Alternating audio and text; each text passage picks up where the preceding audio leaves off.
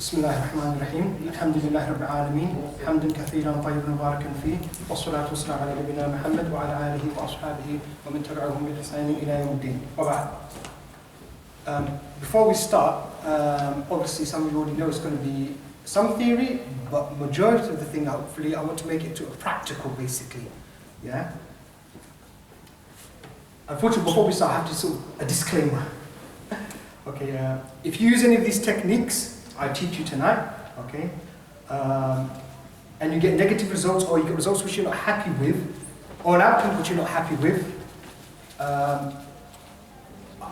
I'm not to blame, okay, basically. Or a masjid, for instance, okay, that's why I'm doing this talk. And we basically refer ourselves from any of the negative results you get, okay. So because this talk basically is just ruqya on yourself. We don't take these techniques and start doing it on other people. No, this talk is not about that, because the best ruqya is the one which you do on yourself. And the evidence for this is in the Quran. أعوذ بالله من الشيطان الرجيم بسم الله الرحمن الرحيم قل أعوذ برب الفلق قل أعوذ برب الناس. So the best ruqya is the one for you do yourself. Okay? So unfortunately I had to say that. The reason I had to say that because I've had cases where we help the person out with some ruqya and stuff, and next thing they say, oh, you changed my, they blame you for these problems they're having. You see, and when you say to them, look, that's just part of the treatment.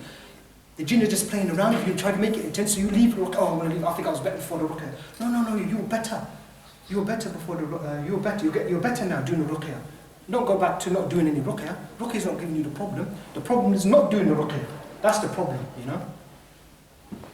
And before you do any of this, my advice to you would be, once you see what I do istikhara and say, Allah, I'm going to see what I've got, if I've got anything. I don't know, I've got some problems in my life, I don't know what I've got. I want to see if I've got anything, yeah? Especially ayn. There's a lot of ayn around, but people don't know they've got ayn, yeah? And even if you've been to someone before, you know.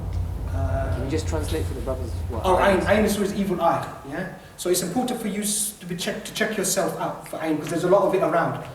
Okay, there's a lot of it around. One of the reasons why I'm doing this talk is that because there's just too many cases, basically. And there's not enough people to do the ruqya on people. Okay? So inshallah ta'ala, I'm hoping that you learn something from this and that you'll be able to treat yourself and show maybe your friends and family the same techniques, and they say, look, see if you are got something, and then we will know. Inshallah ta'ala. So I'm going to show you how to diagnose yourself practically, and also how to, inshallah ta'ala, to treat yourself.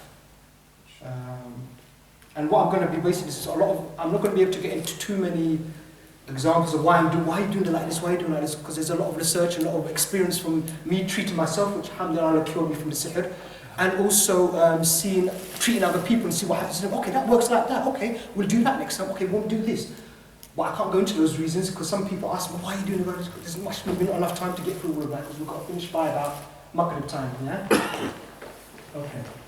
Okay, the first thing before we get into the practical part is we must believe, obviously, that the cure is from Allah subhanahu wa ta'ala. That only Allah subhanahu wa ta'ala can cure you. So it's important to get close to your Lord, yeah? And realize these rakis you're going to, maybe, they can't really help you. It's only up to Allah in the end who can really help you, you know? And the best ruqya is the ruqya you do on yourself, you know. It might be, Allah knows best, that maybe you go to a raqi, somebody says, there's so many people who call themselves, he does ruqya, yeah? Anybody can be if you want to, you know. This is not like it's not rocket science, you know what I mean? It's just reading Quran with somebody, yeah? You may be more beloved to Allah than the person you're going to. So your ruqya on yourself is much stronger. So you go to somebody, and maybe Allah loves you more than the one you're going to. So your dua, Allah is going to answer, maybe more likely than the one you're going to. You understand? Because sometimes you don't know what these people are getting up to. Yeah? You can't trust them, you don't know what's going on. Yeah? So it's important to be aware that your connection with Allah subhanahu wa ta'ala, that's where the cure is going to come from in the end, inshallah. So you being with Allah and asking Allah to cure you. Another point is thinking well of Allah subhanahu wa ta'ala. This is very important, this part. If you find that you have got something in the end, then we must think well of Allah. We can't say, oh, why me? Oh, why are you doing it to me? No, you don't go down that road. You know? Whatever is done to you is qadarullah and is good for you. And you must think well about, okay, this must be good for me. Allah knows what I need. Yeah? And that comes on to the next point about is the affliction a test or a punishment? Okay, so you have to look at that. Okay, you've got it, you found out you've got sihr. Okay, why has Allah done this to you? Has He done it to you like with the Nabi sallallahu alaihi wasallam to raise the status of you? Because he got it. Yeah, so he got it. Well, what was it for? Well, Allah's not punishing him, Allah was raising his status. So is it like that for you? Or is it a punishment for you? Well, if it is a punishment, it's good for you as well, because then you don't get nothing in the next life, in the akhirah, yeah? So it's both are good for you. Maybe it's ibtila, a test, or maybe it's something where Allah is going to give you some punishment, but both good for you. Yeah? And how you know if it is a test or punishment? You look at yourself. As I asked one shaykh, so how do you know then? Is test ibtila, or is it adab? How do I know if it's a punishment? He said, you know, Saeed, you look at yourself, you look at your life, you're doing sins, you're doing normal, you do what you're getting up to. Allah inshallah ta'ala will guide you and you will know what your status is regarding, is it a punishment or is it a test? Okay, next point which I'd like to quickly get on to. The importance of the niyyah here. One of the major things when you're doing the ruqya, especially to diagnose between the 4 sets we've got here, is your intention. Why are you reading the Quran for? Because I have many people that come to me and they say to me, I'm always reading the Quran. Okay, why are you reading the Quran? Are you reading the Quran for ruqya, to cure yourself? No, I just read the Quran. Okay, this is you have to read the Quran with that intention. Intention is very important. When they change the intention, you see there's a big difference. You say, yeah, I'm feeling different now, you know. They'll say to you, yeah, because it's different. And they say sometimes also they say to, I'm always listening to the Quran. Okay, I say, what do you say to? Okay, listen to one which has been recorded specific ruqya. You know, one specific sheikh maybe who's doing special ruqya, he did the recording for ruqya, that, yeah. Or somebody who's just doing maybe another one, Manshawi or Ali Rahman. Good, I listen to them both. They're my favorite reciters. But it's not done for ruqya. So you might not get so much effect as somebody who maybe read with the intention this is ruqya to help the Muslims. You see there's going to be a big difference between the two. You see? What's the difference? It's just the niyyah. Okay, it's just the niyyah. Just like you can use Surah Fatiha 7 times to treat sihr. Change the niyyah, you treat the ayn. For instance, when I was reading on somebody, one particular sister, 7 times Fatiha checking for sihr. But I already had a strong idea from others. I knew that this was no sihr. But let's just read. I was reading 7 times sihr. Nothing. As soon as I didn't tell her what I'm doing, I changed my niyyah. Allah only knows this. Ayn. As soon as I do this, the next one, Bismillah, the number 8, I start again number 7 for to treat ayn now. It starts reacting. There's an ayn jinn there. So there's no sihr, but there's ayn. What's the difference? What have I done? The only difference is the change of the niyyah. I'm going now, treating the ayn. Before I was hitting the sihr, but there's no sihr there. So negative result, there's nothing there. So what is it hitting? You're reading for sihr, there's no sihr there, so you're not going to get no reaction. You change the niyyah, as soon as you change it, Fatiha, for ayn, they start changing, they start moving. Okay. There's also with this, many people they say, well, I'm always reading Surah Falaq and Nas for protection. Protection is something different. You read it for protection. You got to read it for, if you got something, you got to read it for ruqya. If you got to read for ruqya, it's something different.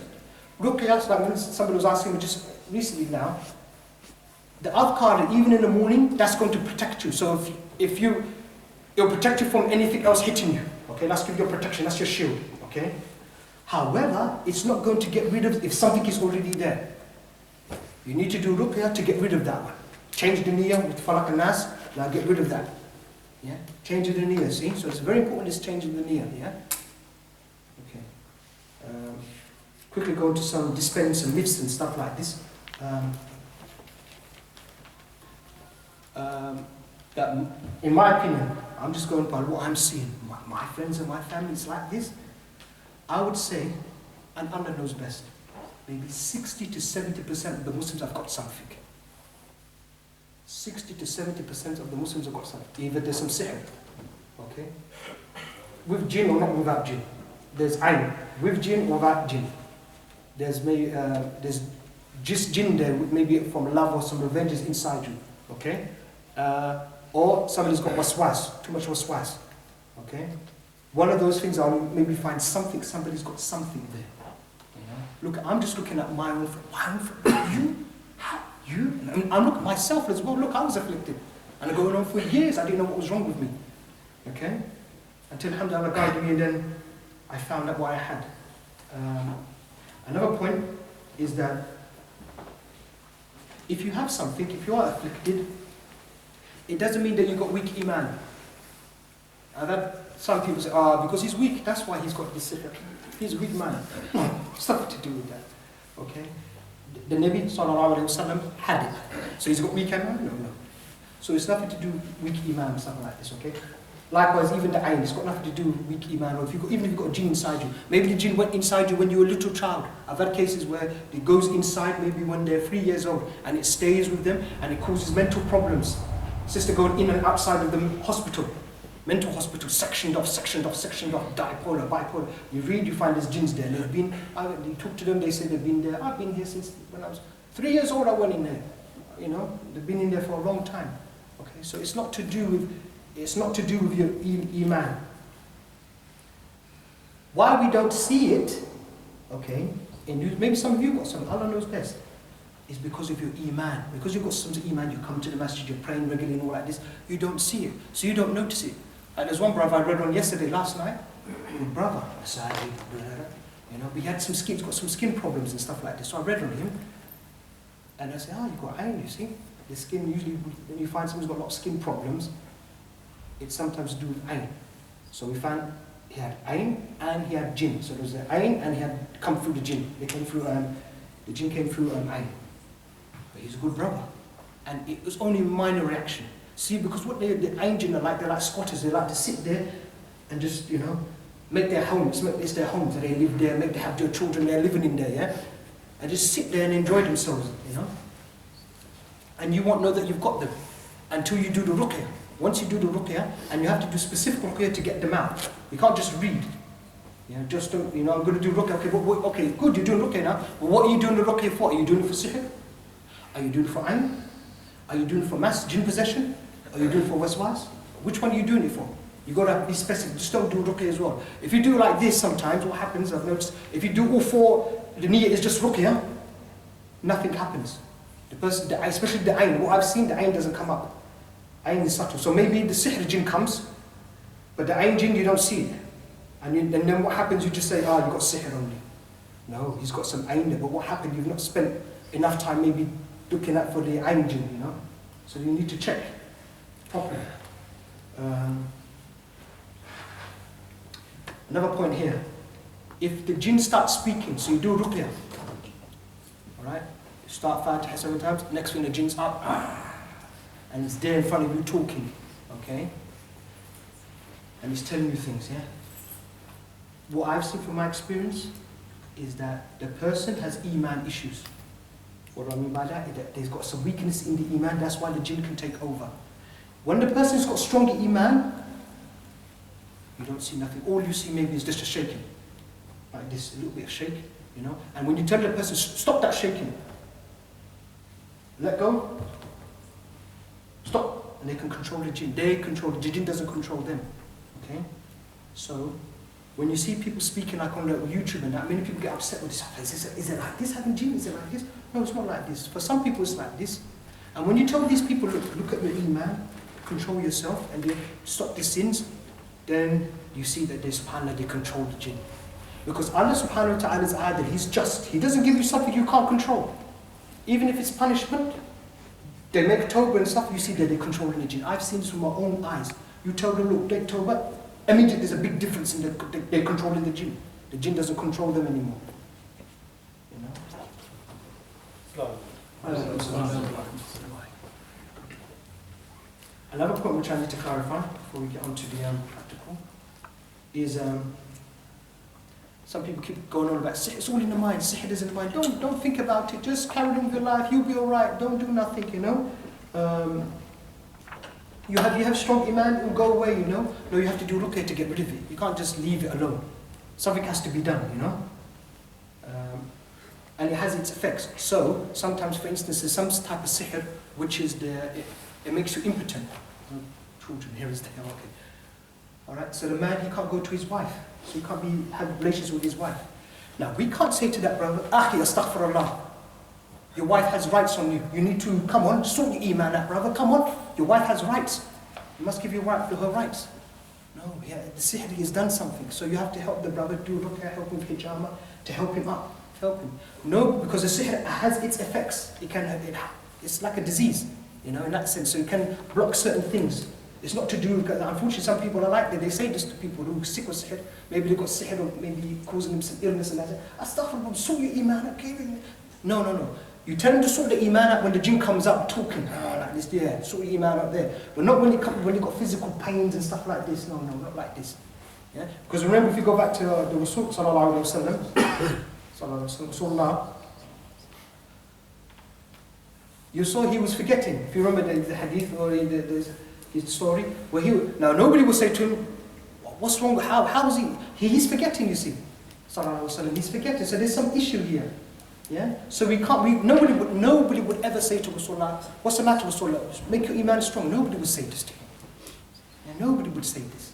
So it shows you, alhamdulillah, that story is a very good example for us. That is it's from Allah subhanahu wa ta'ala, yeah? So we learned from that example. You see, the sihr was affecting him. Alright? It's not to do with no iman or something like that. When he got rid of it, then alhamdulillah, he was better.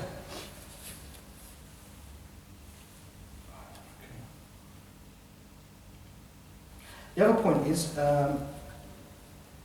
we can all do ruqya ourselves. It's good to do ruqya on yourselves. Yes, you can do it. No problem. And the man, you can do it on his family, wife and children and stuff like this. But if you want to go start doing it on other people and stuff like this, okay, do it. I mean, if you want to, but you have to obviously be aware. Make sure you do adhkar. You must be a serious Muslim. You can't be somebody who's wishy-washy doing. Some people get into this for just the money.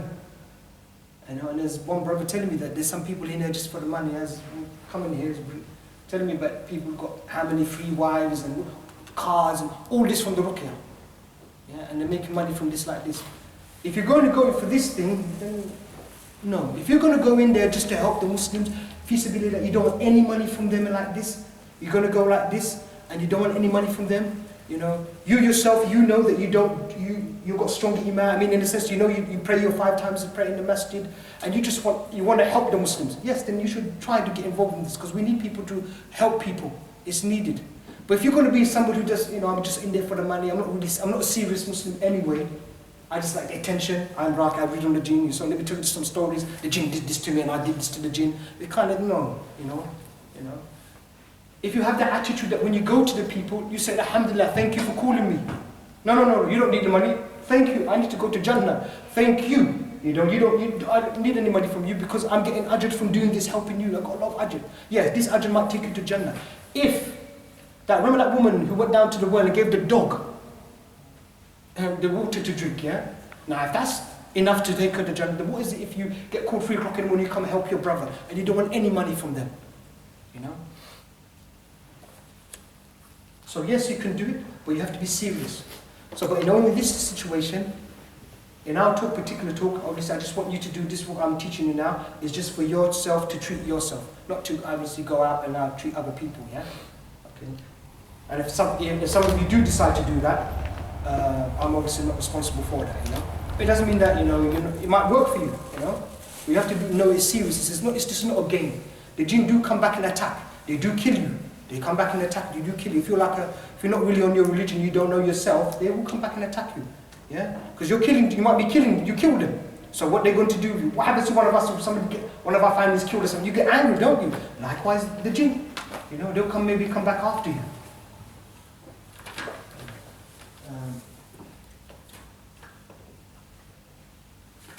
Okay. So let's go into sort of like a bit more before we get into the practical part, just break up the types of ruqya you can do, okay? What we're going to look in today is, I'm going to do kulli sihr, every type of sort of sihr. I'm not going to specify, this is not about doing specific ruqya for which sihr you got on that. When we find that you've got sihr, then you try to get rid of it all, any type. Don't worry about what type of sihr it is. Kulli ayn, whatever type of ayn you've got, you just get rid of it all. We don't want You got ayn, okay, you can get ayn from the jinn, you can get ayn from, even from your own self. There's usually two types of ayn. Ayn muta'ajjib and ayn hasid, yeah? Just get rid of them all. We don't worry about what it is, you see. Kulli mas, any type of jinn possession, you know. The jinn could come through sihr, the jinn could come through ayn, the jinn could come through when you're yawning, and it goes into you. You know, it could be in love with you and it just goes inside, you know. Maybe when you're very emotional, like this, and it just jumps inside you and you're happy, you're angry, it goes inside you. And the last one we're going to look at as well is waswas, okay? And this is basically, sometimes you find a person has got no sihr, there's no ayn, there's no jinn inside them, but they have a lot of problems like phobias, you know, they have doubts in the religion, you know. A lot of waswas, they get a lot of waswas, phobias, or maybe you look at this, maybe someone who had phobia of the police.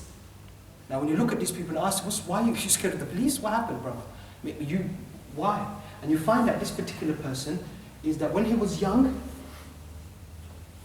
maybe 7, 6 years old, the parents, the mother, because don't go to that room, I'm going to call the police, I'm going to call the police. And he gets conditioned. So now when he sees police, he remembers the childhood, so he gets affected by that. So these people, they sort of need this sort of ruqya, waswas, and it clears it up, alhamdulillah, they get better. Other cases, maybe panic attacks, you find people got panic attacks. There's no sihr, there's no ayn, there's no masses, what's wrong with them? You do this ruqya, waswas, and you find that, you know, it calms them down, you know. This is what they react to, you know. Other people, for instance, they have, you know, this compulsive sort of disorder. You know, they go to sleep, is the cooker off, the gas off. Maybe it's not off. Go back down, knock it off. It's off. And they go back to sleep. And then they get, no, it's not off. And they go back and they keep going back. And then sometimes it gets so bad that they just sit there crying and crying and crying. I said, you just do it. Even if they sometimes take a picture of it. They go back and they see the picture, did they turn the gas off?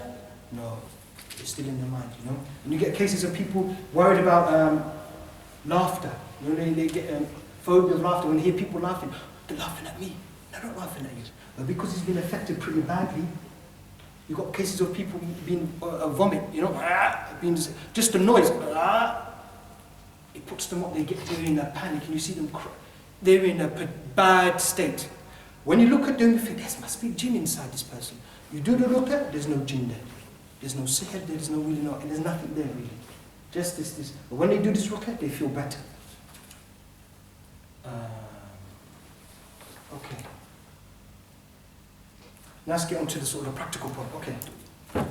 So before you start doing the ruqya, first yourself, you get 4 glasses of water, yeah? What I do usually, I do like this. Okay, I put on here ayn, sihr, meme for the mas, and waw for the waswas. And what we do, we usually start with the sihr. What's the meme for? The mas, the jinn possession. Oh, the jinn possession. So I usually start off with sihr. Then I do ayn. After the ayn, mas. And after that is waswas. Turn that one off.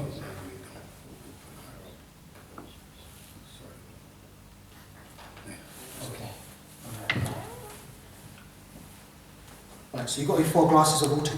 I just do this. You can do whatever you want to do. Put numbers on it. So you don't even have to put nothing on it. You know it's in order. But what I would suggest you do, because these things play a great game with you, put some sticker on it. Because they say, did I react to that one? Or which one is it? They're going to play with you, especially if you've got a jinn inside you. So you know you haven't gone out. Did I do that one? No, I didn't do that one. Well, I thought I did that one. And you get confused. So it's important to actually do put it in. So sorry, Oh, no. See, first of all, Right. he's getting questions directly from the radio station. All right, okay. So he'll ask it to you, inshallah. All right, no problem. No problem. Okay, so it's better to put something on there. All right? It's better to put something on there. Because they can play games with you. Especially if you've got something inside you. Then it's going to say, no, you didn't do that one. You know, you've got sihr, you've got sihr. Especially sihr. No, you've got sihr. There's no sihr. No, ayn, it's just ayn. Fuck up. No, there's no sihr inside you. All right? So before we start reading on any of these, what you need to do, this is a very important point. Like I said, important that the niyyah, remember I emphasized the importance of the niyyah, yeah? This is the next important thing. Next important thing is establishing the reference point. What I mean by that is this your standard state, the way you are before you do the ruqya. Because this is how you're going to work out if you got something. You're going to work out you're going to do something by this point.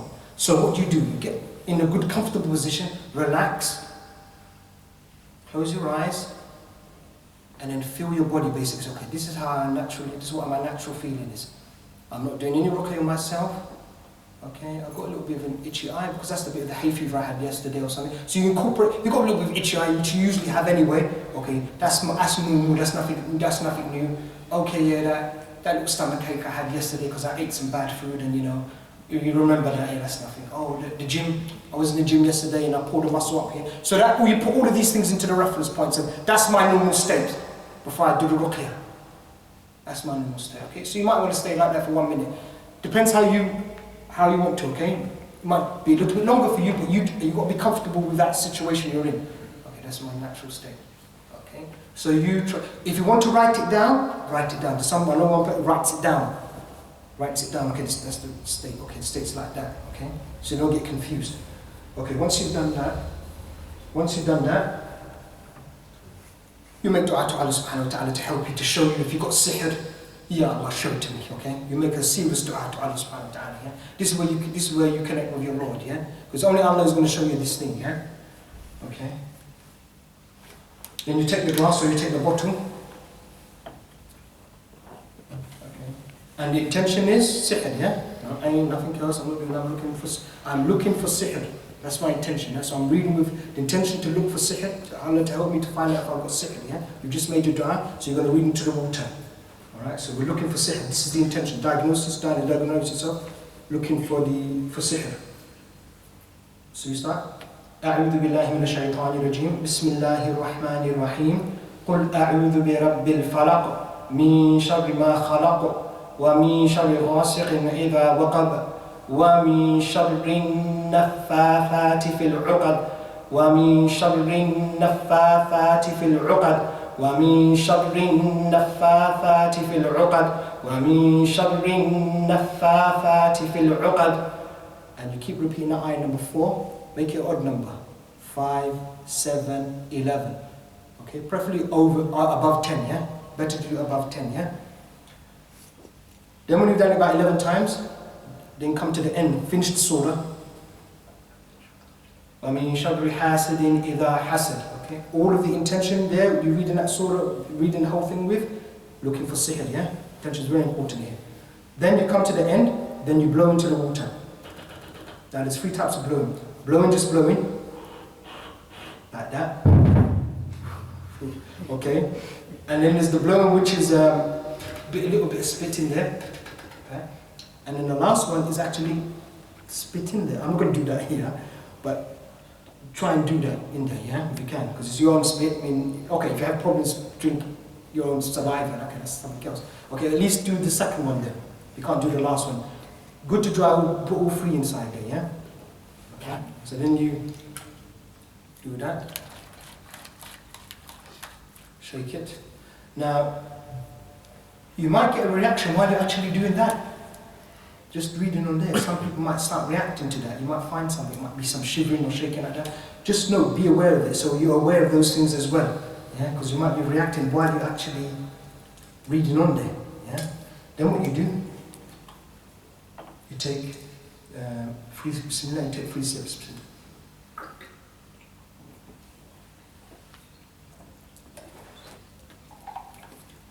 Three half mouthfuls. You can take more than that, better. The more you take, the better, yeah? So 3 good mouthfuls. Then you take some water. Alright.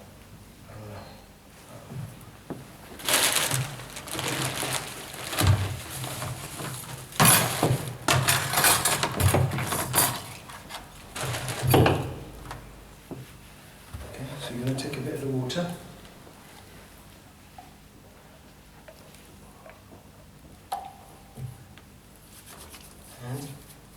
Make sure it covers all of your hands. If you can go up here as well, no problem. To lift up here and you put water up here as well, fine, no problem. Then you face, and you can take a bit more, alright? Take a little bit more, and put it in there, so it's all wet. Then what you need to do, you need to dry yourself. Now the reason you're going to dry yourself is that you don't want any interference.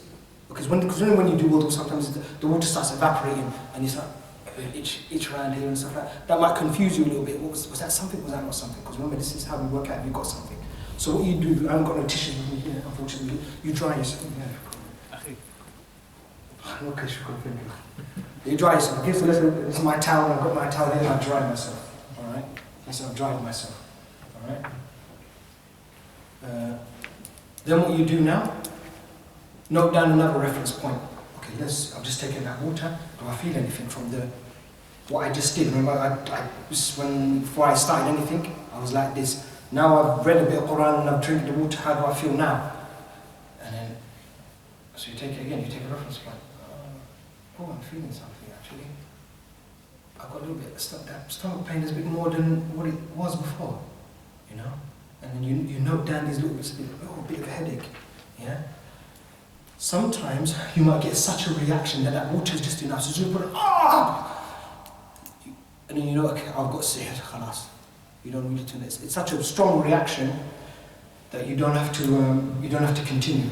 However, if you feel like you're a bit in doubt still, then do the ruqya. I'll show you what you're doing, and you're going to do the ruqya. It's the same thing as you read on here. The same thing. So again, أعوذ بالله من الشيطان الرجيم بسم الله الرحمن الرحيم قل أعوذ برب same niyyah, remember the niyyah is sihr, I'm looking for sihr now.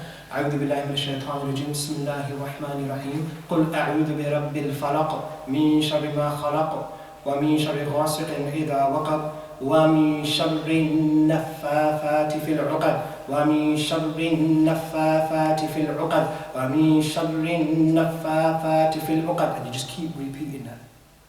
And you're going to repeat that for about 10 to 15 minutes. Try and do 15 minutes. Try and do 15 minutes. It's not that long. I know, it's not that long really. When you do it, you see it won't be that long. Okay, when you're doing it, you might find that while you're doing that, if you're doing that, while you're reading, you might find some shakes. It might be little shakes like this. Alright? It might be a bigger shake like that. Okay? Alright? It might be something else like this. If the gym's on your left side, so it'll be doing this, yeah? So any significant shaking, you might just feel like a shiver. Like that, you might feel some shivering like this throughout while you're doing it, when you're shaking. You carry on going. You carry on going until you're happy in yourself, say, khalas, there's something here, I've got it. You know? And remember, this is all asking Allah subhanahu wa ta'ala. So you've asked Allah, you sincerely asked Allah, Allah, show me, I've got it, please. Then you start reacting like this, especially this shaking. It could be even like this, fingers going in like that. Yeah? That's why maybe it's maybe halfway through it. You might not got major reaction in the sense that because of your iman, you've got strong iman, it might be minor. So it might be just the fingers going, or just the toes going. So what you do, look at your toes while you're doing it halfway through. Let me check. My toes are right. Because sometimes what happens, you won't notice it. When I'm reading on people sometimes, you tell them to close their eyes because you might want them to see something. And their fingers are going like this. And they don't notice it. They say, no, there's a jinn there, brother. But they didn't notice it. Really? Was my fingers moving? Yeah, the fingers were moving. Yeah? So have a look halfway through it when you're happy that, you know, you don't feel anything right, you know, for about 10 minutes, 5-7 minutes, nothing, you don't feel that major. Have a look at your fingers and toes if you see these things moving. Yeah? What else could you see? We just covered the limb movements. You might want to vomit. If you're eating the yeah, you might want to vomit. You might get some queasiness or just sickness, yeah? You might get some sickness. You might feel heat. Now, you're going to get something like that, maybe heat or headache, or yes, maybe some heat. If there might not be no jinn inside you with the sihr, you might just got sihr like what happened to the Nabi Sallallahu Alaihi Wasallam. He didn't have any jinn in him, but he had sihr, right? So you might get something like that. Rare, but it happens, it's possible, okay? What else is there? Cover the headache, the heat. It's just because it's just so many things that could happen to you. You want to, what you do here is something significant after that reference point, and you're going to know it. Trust me, yeah. Because I can give you a whole list of things, and it's not going to be there. That's why I don't want to get into that list thing. You see, I can give you just some major things. If I start giving you to do, you're going to look at that list. Oh, it's 100 things. I can maybe give you 100 things, and I want any of those things. But it's something you've got. It's something completely different. It's not on that list. Yeah. So just something big from that reference point, something significant. Say, what that is definitely, that's not normal. And when you stop the ruqya, it goes away. I say, That's right, I've got something then. That's when you know in your heart, alhamdulillah, I know I've got that. Yeah? Okay. The next thing we want to look at is the ayn. So you do the same thing with the ayn now. You get the water. What we say, establish a reference point. Yeah? Establish a reference point. Make your dua to Allah subhanahu wa ta'ala. Get the water out. And now your intention is looking for ayn. Yeah? Any sort of ayn which you might have been afflicted with. Yeah?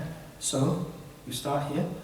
أعوذ بالله من الشيطان الرجيم بسم الله الرحمن الرحيم قل أعوذ برب الفلق من شر ما خلق ومن شر غاسق إذا وقب ومن شر النفاثات في العقد ومن شر حاسد إذا حسد ومن شر حاسد إذا حسد ومن شر حاسد إذا حسد ومن شر حاسد إذا حسد. And you keep repeating that. You keep repeating that, keep repeating that. And with the same with the sihib one, within 11, or make it odd number, preferably above 11, yeah? 11 or above. Okay, then you do the same thing, okay? As the same thing as with the sihib, you're going to drink it 3 times.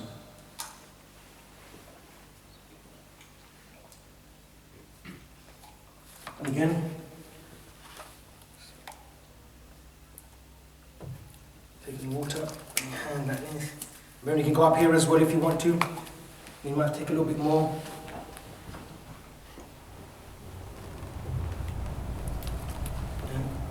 Nice. In your beard and all that, get everywhere. Actually, it might be even better to just wait a few seconds, let it just settle in there for a bit, you know. Then wipe it off so you don't get oops.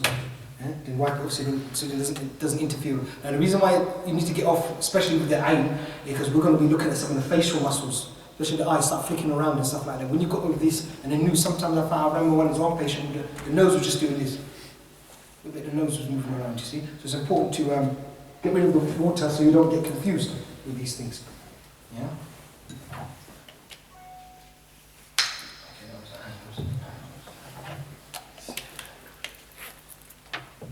Okay, and then obviously get your reference point. Now take another reference point. Alright, take another reference point. Wait 1 minute or so. And when you've done that, you're happy with the reference point. You might see that you might not see any differences this time. Because the eye might be a bit less than what you got the sihr, okay? And then you start the ruqya. Again, the same thing as when you read on here. So, أعوذ بالله من الشيطان الرجيم بسم الله الرحمن الرحيم قل أعوذ برب الفلق من شر ما خلق ومن شر غاسق إذا وقب ومن شر النفاثات في العقد ومن شر حاسد إذا حسد ومن شر حاسد إذا حسد ومن شر حاسد إذا حسد ومن شر حاسد إذا حسد. You keep going on, keep going on, keep going on with that. And likewise, when you come halfway through, maybe if you don't feel anything, then you might want to look at your fingers. You might want to look at your fingers and your toes. You might see that some of those things are moving around. Obviously, I've got my socks on now, but don't wear no socks. You could also put the water on your feet. You know, put the water on your feet. You know, put the water on your feet.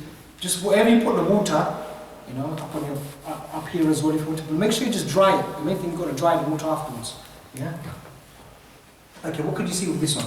One of the first things you usually see with this one, okay, I'm going to give you the main, like I said with this, I'm just going to give you the main things in it. Could be a long list, but we don't go into that, yeah? Because you might have any of those things, okay? One of the main things you see with it is the eyes start flickering around like this. Can you see that? So when you start doing وَمِن شَرِّ حَاسِدٍ إِذَا حَسَدٍ, you start doing this. So what you have to do with this one, when you establish the reference point for the ayn, look at your eyes, because sometimes people just close their eyes like that. It's already, because the ayn is so bad, the eyes are already going like this. So take that as a reference. So, okay, your eyes are like that at the moment. Let's see if it gets worse. And sometimes it usually does. When it's already like that, what happens? They start going, and then you start seeing the white. You start seeing the whites of the eyes. You start seeing the whites of the eyes. So you've got pretty bad ayn, you know. It's pretty bad ayn here, you know. Okay, so the eyes fluttering around, you will see a bit of that. So you also get a feeling, of wanting to open your eyes. So maybe you didn't get much of a rapture of the fact, but you had this, I want to open my eyes. You get that, you might get, that's a little bit less than the actual thing. But you get a feeling of wanting to open your eyes. And don't fight it. What you got to do when you're doing all this work, you got to relax. Yeah? You got to relax. So let your body react to it. Yeah, relax. Yeah. I know you might be a little bit nervous when you're doing this, and everybody's going to be a little bit nervous because you don't want to find anything. As I had poor brother, when I was doing, oh no, oh no, you know, oh, yeah, it might happen, you know, but just say alhamdulillah qadarullah, you know. Okay, because it's a good thing when you find that you got something, you know, you can get rid of it then, you know. So we said the flickering, reference point of the fluttering of the eyes. What you might also see is when they do that, when they close their eyes, and their eyes are closed, they see a static eye appear. Maybe a few eyes actually see. It's not moving or anything like that, it's just like a little, like a white circle with a black dot in it. That's what they sort of see. You know, when you're doing a ruqya, they say, ah, that's the aim. That even might be the aim which hit them actually. You know, so they see that. Yeah, it's not moving. If it starts moving around and starts looking back at them like this and like this and like this, winking and blinking and stuff like that, it's moving and stuff like that, that's the jinn inside them. Okay, that's the jinn inside them. But I'm just talking about just a static black thing, white and a little black dot, just static. It doesn't moving. That's aim. Okay, that's aim. That shows you you've got aim there. What you sometimes have only happened to me once. They see the one who gave them the aim. They see garments, the person's clothes they see. The person, when you do the ruqya, they see the person's clothes while the eyes are closed. They see that person's clothes. So when they're closed, they can see the person's clothes, you know, their garments. Another thing you see is that a purple or bluish blob. You know when you look at the sun sometimes, you know when you were a kid, and you look at the sun, you're playing this game, and you close your eyes, oh look at the colours. You see that sort of thing. So when they close your eyes, they see this sort of purplish blob there. You see this purplish blob there when you're doing the ruqya, and it starts changes colours and stuff like that, you know. But usually what they see is like a purplish, bluish thing. Yeah? It might become other colours as well. It might start changing, yellow and stuff like this. But the main colours they see usually is the purplish and or bluish, or blue or purplish or blob. Okay, that's basically the ayn. Okay, let's move on to the mass diagnosis. So now, again, same process. So I'm not going to repeat myself. I mean, you know the reference points and that stuff like that. I'm just going to show you what you need to read in here. Yeah, what you need to read in is this. Okay, your intention is looking for jinn. Okay, mass is looking for the jinn. Yeah. So, أعوذ بالله من الشيطان الرجيم. بسم الله الرحمن الرحيم. قل أعوذ برب الناس ملك الناس إله الناس من شر الوسواس الخناس الذي يوسوس في صدور الناس من الجنة والناس من الجنة والناس من الجنة والناس من الجنة والناس من الجنة والناس. And you're going to repeat that last ayah again like the others, yeah? And again, drink 3 times. Okay, and do the same process. What you find is when you do this ruqya, when you keep repeating that ayah, so you start again when you do the ruqya, so start from the beginning, then you come back to the end of the ayah, end of the surah, and you keep repeating that ayah. You'll get usually a reaction if there's a jinn inside you with the min jinnati jinnati nas, that ghunna there, you usually get a reaction. The jinn don't like that one, so you say a'udhu billahi shaitanir rajim. من الجنة والناس من الجنة والناس من الجنة والناس من الجنة والناس. So there's a reaction there. They don't like that. Yeah. Now, having said that, it doesn't mean that when you do this, when you see it happening, or if, you know, that you do this. أعوذ بالله من الشيطان الرجيم من الجنة والناس من الجن, and you hold it. Don't hold it. No need to. You're gonna. Just stick to, it's enough. Yeah, you have to look, it's reacting more. This is good, you know? No, don't go into that. Just say you find it's jinnati wa nas, just no more to haraka. That's it, it's reacted, that's enough. You don't need to exaggerate now. Okay. So with this one, with the possession, you're going to get, like again, some movements, okay? You might get shivers, you feel like this, you feel like your body's moving and stuff like this. And if sometimes, you feel it, but if somebody looks at you, they can't see this stuff. So you can feel this, something moving around. Okay. What else do you have? Yeah, major muscle spasms. I'm not talking about these little movements and stuff like this. You want to get a nice big muscle, like your thigh here going, yeah, or your calf muscle here going around like that, really getting in there, you know, really moving, you know. Good spasm, which you could say, this is not normal, man. This wasn't happening before I started. Now I'm getting this big thing shaking around, you know. Your pecs going like this, you know, like this, and all that. You know, you get all these things against what's going on here, you know. This is something. This is not normal. Look, you know. You will know, you know.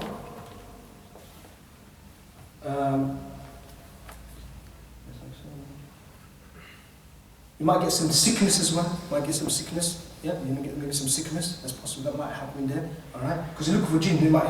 Your intention is to Allah show me something significant with the jinn. So anything significant after that reference point, you've asked Allah to ask you. So you put your trust in Allah. Allah's going to show you, inshallah ta'ala. Yeah, you know.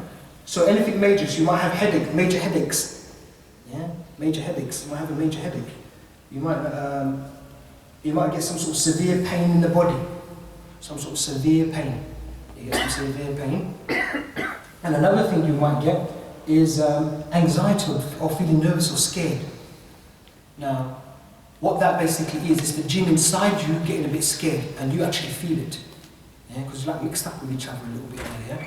I'll give you an example. For instance, when I went to one of my friends, I was just about to start a ruqya on him, I was doing a ruqya, and he said, "Oh, I'm feeling scared of you, Saeed." I said, what do you mean you're feeling scared of me? It's me. He said, "Yeah, but I'm scared of you." He said, "That's the jinn, that's not you." I said, "Yeah, I mean, that can't be me." "How am I scared of you, Saeed?" I said, "No, you can't be scared of me. Are you scared of me?" It's my friend, you see. So that's the thing to note out as well. That's one of the things you find with children.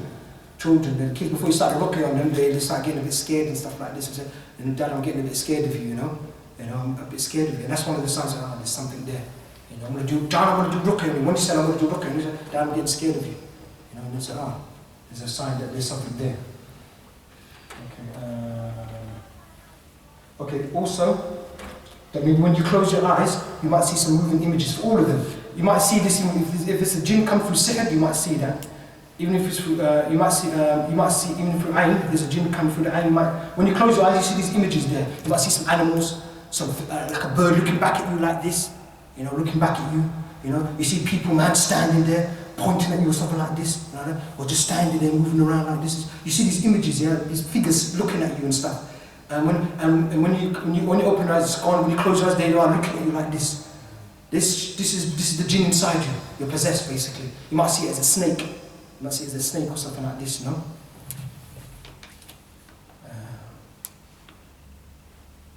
Okay, the last one will be is waswas. All right. Okay, again, same process with all the other ones, right? I'm just going to show you what to read on here, and then just go what you might see. أعوذ بالله من الشيطان الرجيم بسم الله الرحمن الرحيم. Okay, remember the intention here is to look for Allah show me any waswas which I might be suffering from, you know. أعوذ بالله من الشيطان الرجيم بسم الله الرحمن الرحيم قل أعوذ برب الناس مالك الناس إله الناس من شر الوسواس الخناس من شر الوسواس الخناس من شر الوسواس الخناس من شر الوسواس الخناس من شر الوسواس الخناس. You could repeat that as much as that odd number, and also you add to that the next ayah, yeah? الذي يوسوس في صدور الناس الذي يوسوس في صدور الناس الذي يوسوس في صدور الناس. Read those two, okay? So it could be an odd number, yeah? Make it odd number. I don't know if I've done an odd number now. Okay, sorry. And then you split in the same process. It's the same process, okay? Like with the other two. Yeah, and then you take the sips, and then again reference point again before you start the ruqya, and then you get your so you're going to read when you come to those ayahs. قل أعوذ بسم الله الرحمن الرحيم قل أعوذ برب الناس مالك الناس إله الناس من شر الوسواس الخناس من شر الوسواس الخناس. You do that for a while, okay? You maybe spend that 7 minutes on that one, and then you get the next one, another 7 minutes on that one, next ayah, maybe 7 minutes on that one, okay?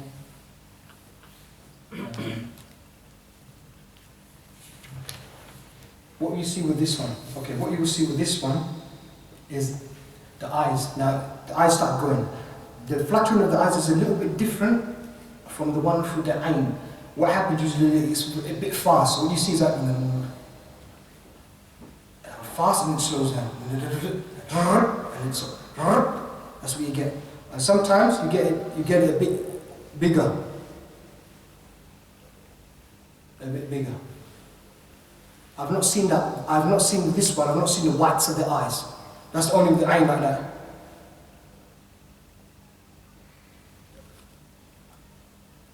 They go like that. Yeah. Sorry, I'm just so you know what it looks like. Yeah, I'm not trying to make you laugh or anything. I just want you to understand what's going on. Yeah. So that's you see. This is the difference between the two. You're going to find there's a difference between the two. Also, what you're going to get is the heart palpitations. That the heart might go a little bit fast. You know. And you notice that, so the heart, notice the heart is my heart going a bit faster, yeah? Yeah? Oh. This one.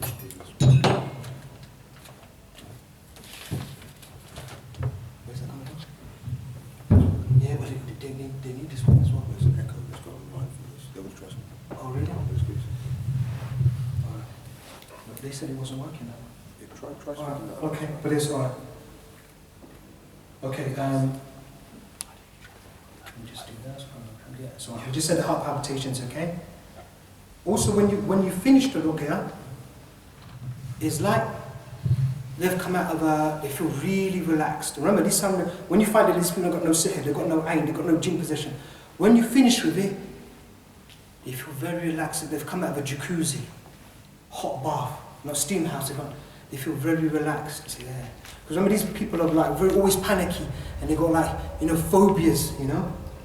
So when they do this, it's like their mindset, they feel really relaxed. That's one of the signs of this one, yeah. So look at how relaxed you feel. Do you feel a bit extra relaxed and extra relaxation sort of after it, yeah? Another sign for which I forgot to mention, which I didn't put here, is also the tiredness. Check your tiredness. It's best to do this when you're not tired, because being tired is a sign in itself. It's you've got something. Yeah, so if you're wide awake and stuff like that, you're fine. And you know it's early in the mornings when you've just had did some exercise and you've had maybe some coffee or something like that, so you're wide awake. You do the ruqya, you start feeling really tired. It shows that there's something there. It could be the sihr, it could be the ayn, it could be the jinn possession, yeah, and it could be obviously the waswas, so that feeling of relaxation of coming out of the bath, you know, like you feel like really relaxed, yeah. Okay. The last point regarding the diagnosis part is that if you're in doubt if you've got it or not, no problem. Take it as if you got it. Better to be like that rather than say no, I haven't got that. You know, especially with sihr. You just say look, I've got it. All right. Just take it as if you've got it. If you're in doubt because you because of experience, you don't know what exactly is going on. You might in the first time maybe you're doing this to yourself, so you're a little bit of a doubt. Then take it as maybe you've got something. You know? But what I believe that if you really sincerely ask Allah subhanahu wa ta'ala, then you should see. Put your trust in Allah, you will see inshallah. Especially if you're someone who says, I don't want to go to this, I don't want to go to the Iraqis, I know about the hadith about the 70,000, I want to try and do this myself, you know. If you like this, I'm going to trust in my Lord and I'm going to try and do it myself. If you like this, inshallah Allah will show you. Yeah? Allah will show you inshallah ta'ala, yeah? He will show you something major and then you will know yourself, you say, I've got it, you know. But let's go back to someone, if you're in doubt, then just take it as if you've got it, just to make sure, yeah? Just to make sure. Because obviously do some experience here.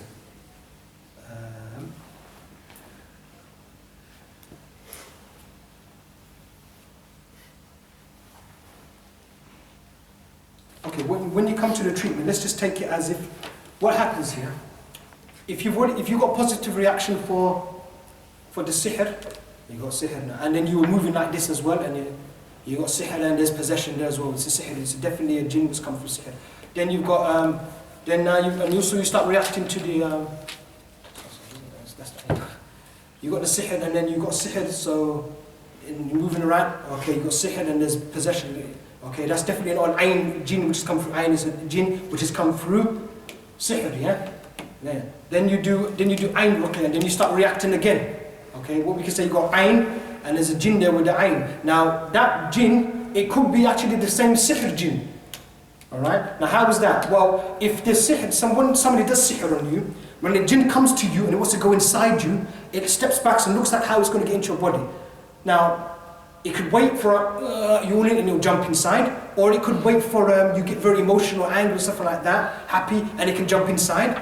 Or easiest way for it to get inside is that if you've been damaged by ayn, it's like having bullet wounds in you. They see these things.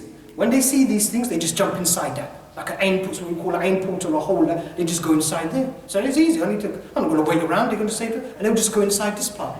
So that sihr jinn now, that jinn came from sihr originally, it goes through this ayn portal, it will now react to ayn ruqya. Alright? Alright? So it could be actually the one which is reacting to the ayn ruqya is that one. Alright? However, it could also mean you've got other ayn jinn there as well. It doesn't mean, it might be other jinns in there. But we're not doing any specific, I don't want to go into any specific ruqya, how to work that one out, what it is.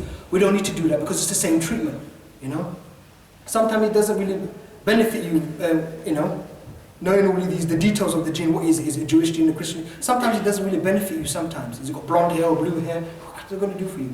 It's not going to do much for you. You just know that you got it, let's get rid of it, let's kill it, let's get you better,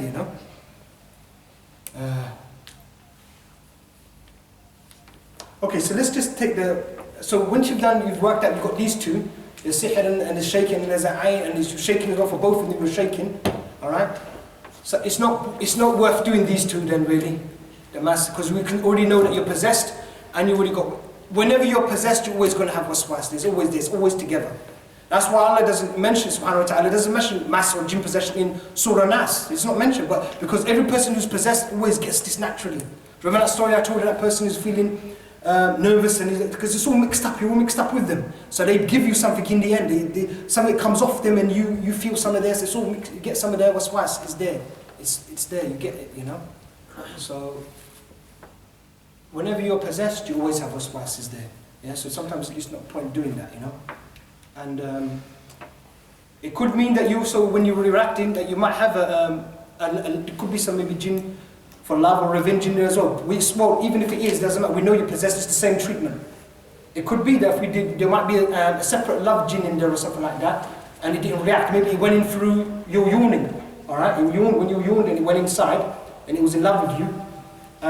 So when you do the sihr ruqya, it's not going to react. When you do ayn ruqya, because it can go through ayn portal, it's not going to react. You went for your mouth, okay? So it's not going to react. So it's just sitting there. It doesn't really matter, because when you do your ruqya, you're just going to do Allah, get rid of it will burn all the jinn inside me, no matter where they're from. Love jinn, revenge jinn, sihr jinn, ayn jinn, whatever jinn is in there, get rid of them. Right? So you save yourself time. You don't have to go worrying about this one, because maybe usually people when they do this, you might feel a bit down anyway. Don't want to go and doing these ones, but. You've already got those two, Okay, say for instance you nothing for sihr, then you haven't got ayn, then you have to go and look for jinn possession, yeah? Okay? And then look for waswas as well. Do them, yeah? You don't react to the first two. Okay, you don't react to sihr, you don't react to ayn, then you must do the other two. You must do them. Okay, and even if you don't, and if you react to, if you didn't react to this one, the mass, the jinn possession, then you definitely need to do that one, the waswas, you need to do that one. But if you react to the mass, okay, so negative, sihr, negative, ayn, but mass, you start reacting to it, yeah? You don't have to do the waswas one now, because like I said, every person, when you got jinn, there's always waswas there, There's always waswas there.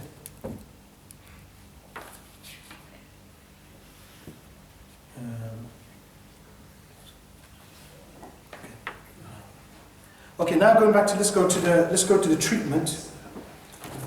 To the treatment. The treatment. The treatment is just sort of falaq and nas. It's nothing. Okay, I'm not going to go into the details, but there's a hadith. It's a clear hadith. It's in Tirmidhi. When those two came down, it was just falaq and nas. He didn't use anything else. So the best thing to do, and it's from my own experience treating myself with sihr and stuff. That's why I did not. I told the patients just do falaq and nas. Don't worry about ayatul kursi. Yeah, when I'm reading on you, I'll use that's something else. Reading on you, fatiha, that's something else. But for yourself, treating yourself, just falaq and nas. Falaq and nas, okay? And I'm going from my own personal experience of treating myself with sihr. Alhamdulillah, cured me through falaq and nas, and what I've seen other people do as well, okay? So one of the first things you've got to do, let's just take worst case scenario, you've got all of them, all right? It will depend on, intentions will be according to what you have. And it's all just intentions really. Before you start your recitation of Surah Falaq and Nas, obviously you ask Allah to help you cure you of what you've got, all right? Now, when the Nabi Sallallahu Alaihi Wasallam was affected by sihr, in order to get cured, they used all of the 11 ayahs of Surah Falaq and Nas were used to cure him. All of that was to break up the knots in the ring, okay? So likewise, we use all of them. We use all of Surah Falaq and all of Surah Nas, okay? To treat whatever you have. We don't just stick to some ayahs and they keep repeating that same ayahs, you know? What I found, I used to do that. There was a time when I was just doing it like that, but I found it's best to do it like this, okay? From my personal experience and seeing other people, this is the best way of doing it. So what you do, before you start Surah Falaq and Nas, you make dua to Allah Ta'ala to cure you, and you ask Allah to cure you from all of the sihr. Yeah? You ask Allah to cure you from all of the ain you're suffering from. You ask Allah to cure you from all of the jinn possession you have. But Nas, all of it, get rid of it all, Ya Rabbi. Yeah? And you ask Allah to get rid of all of the waswas you have. Get rid of it all, Ya Rabbi. Yeah? Okay? So you make this dua, and this is going to be your intention as well when you start, yeah? And you ask Allah, we didn't cover this. Oops. Let me go back. There's one other ruqya which I didn't talk about. I talked about sihr before here, yeah? But there's one other thing I didn't mention, subhanAllah. It was burning the jinn. There's another ruqya you do to burn the jinn. Okay, when you read on something, the best one to use is maybe Ayatul Kursi. You just keep reading, burn the jinn, and then they just die, yeah? Burning the jinn like that, yeah? Different names, sometimes I call it kill, sometimes I call it destroy. It's anyway, just burning the jinn until they die, you know? Basically, yeah? So that's another ruqya you can do, yeah? So, and it works, alhamdulillah, we trust in Allah, you keep reading like that, Allah will kill the jinn. Yeah? It does kill him, alhamdulillah, yeah? So, now you know you've got all four, so you ask Allah to cure from all the sihr, you ask Allah to cure from all the ayn, ask Allah to cure from all the mas, and you ask Allah to cure from the waswas. Then you also ask Allah to burn all the jinns inside you, which are affecting you, and also burn all the jinns around you, which are affecting you as well. Okay, burn the jinn outside around your body, around you like this, which are affecting you. Okay, and also to burn all that which is part of the sihr, which is outside your body, which you can't get hold of. Okay. Like the ta'weez. Remember, this thing you're connected, this from what I've looked at from my experience, it's a system out there. Alright? What I like to call that the sihr network is a system which they've got out there to affect you. Alright? Now, I was doing this ruqya for a long time. So I was doing every sihr, when I added this thing in, Ya Allah, destroy all the jinns outside my body as well, which are affecting me, and everything else what they've got out there, which is things. I know if we get that ta'weez and we got that thing, we start breaking it up, I would react to it. In fact, we don't know where that thing is. We start breaking it up, you know? Alright? We break that thing up, it would get destroyed, and you'll see the person. So there's some sort of connection between them. Yeah, there's a connection. So what you do, you ask Allah, Allah just destroy the whole lot. Destroy the lot, and that's what I did. Okay? And I've tried this on another patient. You see what happens when you do this, subhanAllah, alhamdulillah, the sahid gets affected. The sahid gets affected. You know? And what happens, the jinn, they go attack the sahir. That's what I've seen from my experience. If you just add this intention. Now imagine if we all did this. Everybody just Allah, destroy everything outside my body. The jinns, because remember, some of these, they don't like what they're doing, they don't like this job. And remember, the sahir, before anything, me doing this intentional, the jinns already attack them anyway, because they hate them. They attack them now again. So we find that maybe their wives get miscarriages. You know, they're getting attacked regularly by jinn anyway. But when you do it like this, you attack the jinn get angry. They don't get really angry with you. And I've seen one sihr just say, "Are you angry with me?" "No, I'm not angry with you." You're angry usually with the sahir who sent them there and doing all these things, yeah? They will go back and they go attack the sahir. And I've had a case where we were doing ruqya, I did this intention, because after seeing the benefits, at least one of the things made me better very quickly. 3 hours of just doing this ruqya, it seemed like I felt the difference, that this cut off. I said, subhanAllah, I feel different. Like the sihr had gone, but then I realized the thing was still there. Then I did find out where it was. I did some hijama, and alhamdulillah, I took the thing out. But breaking those connections to this thing, it doesn't have any support, no guardians and stuff like this. Breaking it all off and just isolate the thing and just deal with it there on its own. Much better when you break it all off. It doesn't have any support. What happens? The jinn seem to go attack that. They go attack the side. I did this to one brother. What I was doing on him, they said to me, we think it's an auntie who did it on him. I said, okay. The brother said, yeah, I've had contact with this auntie for a pretty long time. I said, okay. So I said, okay, what I'm going to do, I'm just going to read on him, Allah, burn and destroy the jinns inside him. And the sihr, destroy all the ayn. I just made a lot of intention, destroy the waswas, get this with this, get this. And Ya Allah, destroy everything outside his body, which is connected to this poor brother. Destroy it all, Ya Rabbi, destroy it all with Ayatul Kursi, and just destroy it. I think I used Ayatul Kursi and Afahasibatum, Surah Mu'minin until the last of the ayah. So I just did intention, and we did that. As soon as I did it, within 2 to 3 minutes, the auntie starts contacting them. Miss calls, I think they were getting messages and stuff like this. This woman's not been in touch with us for a long time. I said, what's that? She's contacting us. I said, who's contacting you? That woman, the auntie. She's not contacted for a long time. I said, yes, good. You're probably right, she's the Sahid. She's probably getting attacked by jinns and that. She's feeling something. She's feeling something, you know. So, it's important, just doing this thing. And it's, remember, Ruqya is a dua. I mean, you can make that dua, can't you? Oh, Allah, destroy the ta'wil. I know where it is, please destroy that thing. Nobody can tell you, so, what are you doing? You shouldn't be asking Allah that thing. What's wrong with that? You can ask Allah that. Destroy these things, you know. Because Ruqya is basically a dua, you know. Once you do that, imagine if we all did this, the Muslims all did this, because we're affected by sihr a lot. There's a lot of us with it. If we all did this, Ya Allah, destroy everything outside my body. Not just make it localized. Destroy everything out, internal and external, Ya Rabbi. Destroy the whole thing. When you do this, I'm telling you, if we all did it, we maybe send all those jinns back to those sides. It will cause chaos amongst them. And we might find out, oh, so-and-so's dead. So-and-so's been attacked. So-and-so's dead. Good. Causes all these problems for the Muslims. And you find there's a lot of Muslims. So if we imagine just doing this intention, inshallah ta'ala, we'll take it back, let it go back to them. You know? Okay. So I told you, what do we say? We said, when you're making that treatment, every sihr, every ayn, every mas, every waswas, all the jinn, burn all the jinn inside me, burn all the jinn outside my body, Ya Rabbi, and destroy this, what this sihr has done to me. Everything which is affecting me regarding the sihr, destroy, burn it all, yeah?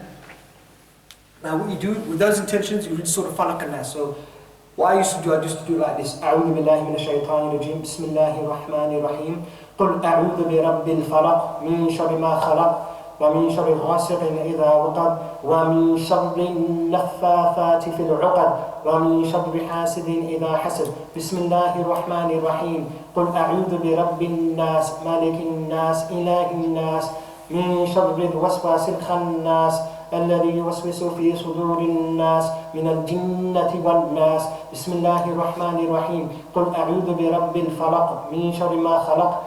And I'll read it as a pair, 3. And when I come to the end, then wipe myself, then start another 3. So the pair of 3, yeah? Falak nas, falak nas, falak nas, then like this, wipe yourself, alright? And you wipe yourself, like that. Now you can do that, keep doing that as much as you can. You know, if it's too difficult for you, do a little bit in the morning, do a bit in the evening, and then 3 times a day, 15 minutes here, 20 minutes here, 20 minutes here, 20 minutes there. Just keep doing it like that, keep it up. What you could do as well, now you change the water. You can add, don't lose your water, add them all together. Read on the water. Read on water with all its intentions, read it and drink it. And bath with the water. Bath with the water, yeah? And what I used to do is also keep water with me. So wherever I am, I've always got a bit of water with me. When I'm having dinner, or when the water goes halfway down, fill it back up again. So it just fills up again, you know? And whenever I was drinking anything, milk, Pepsi, Coke, whatever, I'll just make my intention, just once maybe, because you know, people around me, what is he doing, you know? So maybe you just do a quick falak and nas in the water, in your Pepsi or Coke, and that's it, and you just drink it, you know, and you wonder what's going on, you know? Okay, one thing I want to cover now is the signs of a jinn dying in your body. Okay, what the signs are? From experience? loss of memory. So when the jinn dies, so the person there, they feel a bit like this, and then the jinn has died basically. What happens sometimes they get memory loss, so they lose a bit of memory, and then they don't know where they are. I mean, they know their mother and father and stuff, but they won't know, maybe they've lost some memory. But when they go to sleep and get up in the morning, it all comes back to them. It's only temporary memory loss, okay? It's only temporary memory loss. Also, maybe temporary eyesight goes for a little bit when a jinn dies. Yeah. This one could also happen. I've not seen it, I've not even heard of it, but it's possible. Why not? The hearing goes. Well, your hearing might go. Yeah. So be aware of these sort of things happening. Okay. When you get rid of when you find it, maybe when you're reading on yourself like this, it might be that the sihr goes, but then check yourself with the ayn and the other stuff as well. So okay, so I feel a bit different, maybe the sihr is gone now. Then keep checking, you know. And the way you know that you're cured is that when you get negative results for the thing. Okay, when you get negative results. Now I didn't know I was cured until I did it for kept on checking myself for about 8 to 10 days. Kept on checking, you know, proper good checks, you know. So I'm saying, yeah, the thing is definitely gone, alhamdulillah. So you got to do like this, the same thing there, yeah? And what you could do, you can intensify it. So what you do, that what you got there, put the water inside here, put your feet inside, right, like this. So your feet are inside, and you do that same ruqya as well. Get your reference point and all that with this inside, because it's more intense now. With this your feet inside in the basin, yeah. So that's more intense. To check for it. Okay. So when you might find that, okay, the sihr might have gone, but you might find that the ayn and something or something might be still there. So keep doing the ruqya until you get rid of that. If you do find that there's a jinn, so maybe when you did the ruqya and you find that your arm was shaking like this, okay, you can say, look, fear Allah subhanahu wa ta'ala, you can talk to it. I mean, you obviously do this on your own. You don't want to go do this in front of people and stuff like that, people, you know. But when you're on your own, maybe when you talk to you know, you can give da'wah. And what you find sometimes, okay, like, okay, when you do ruqya, okay, I know you're there now.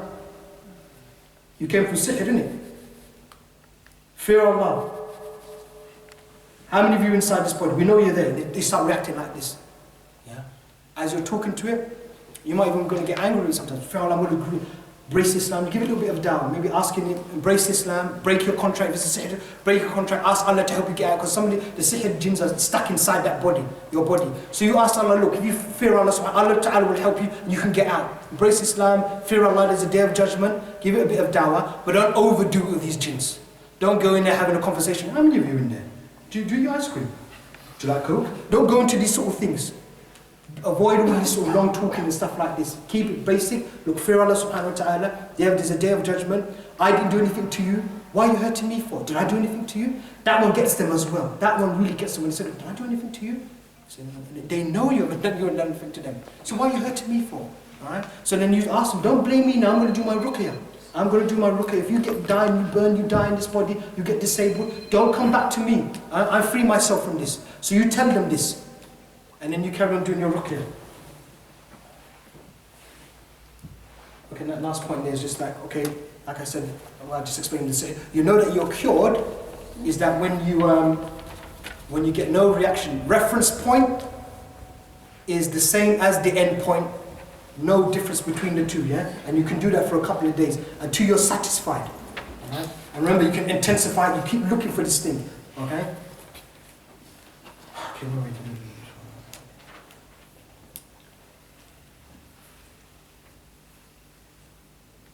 like I was saying, if you do that thing where maybe you read on, oh Allah destroyed everything outside my body, it might be that you only need, when I did that, it's about 3 hours of ruqya I did that for, and I felt the difference. SubhanAllah, something has happened. What's happened? And then I checked myself, oh, I was doing that ruqya. Oh, what did I do? Oh, I did that. So I realized that thing is effective. I said, SubhanAllah, it worked for me. Alright? So it made a big difference. But the thing didn't escape, because I had battered it already, alhamdulillah, by ruqya. So what I had to do is find out where the thing was, did some ruqya, find out where it was, and I took it out by doing hijama. And I took it out like that. Okay, I took it out with hijama. So, it might be that if you just found out you've got it, and you've not done any ruqya on yourself before, so it's the first time you're starting, maybe within 3 hours, you might find that the thing might even jump out of your body and it's gone. That might happen. Because you're going to feel that difference when you don't feel connected. You say, I feel different. You're going to feel it. You say, look, I feel a bit different. You know. Okay.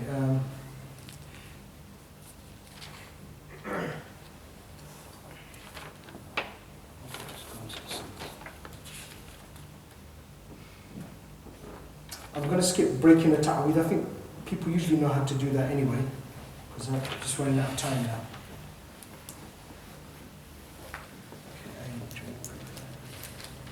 Okay, when you find it, when you got, when you know that somebody's has done ayn on you, and you're quite sure you're not going to be guessing or something like, you got that, and you know that that person gave you ayn, and we're giving you the water. You ask them to do wudu, and you get their water, that wudu water which they've collected for you. You basically stand in the bath, and you pour it over your back. You pour it over your back, try to get a jug and pour it over your back.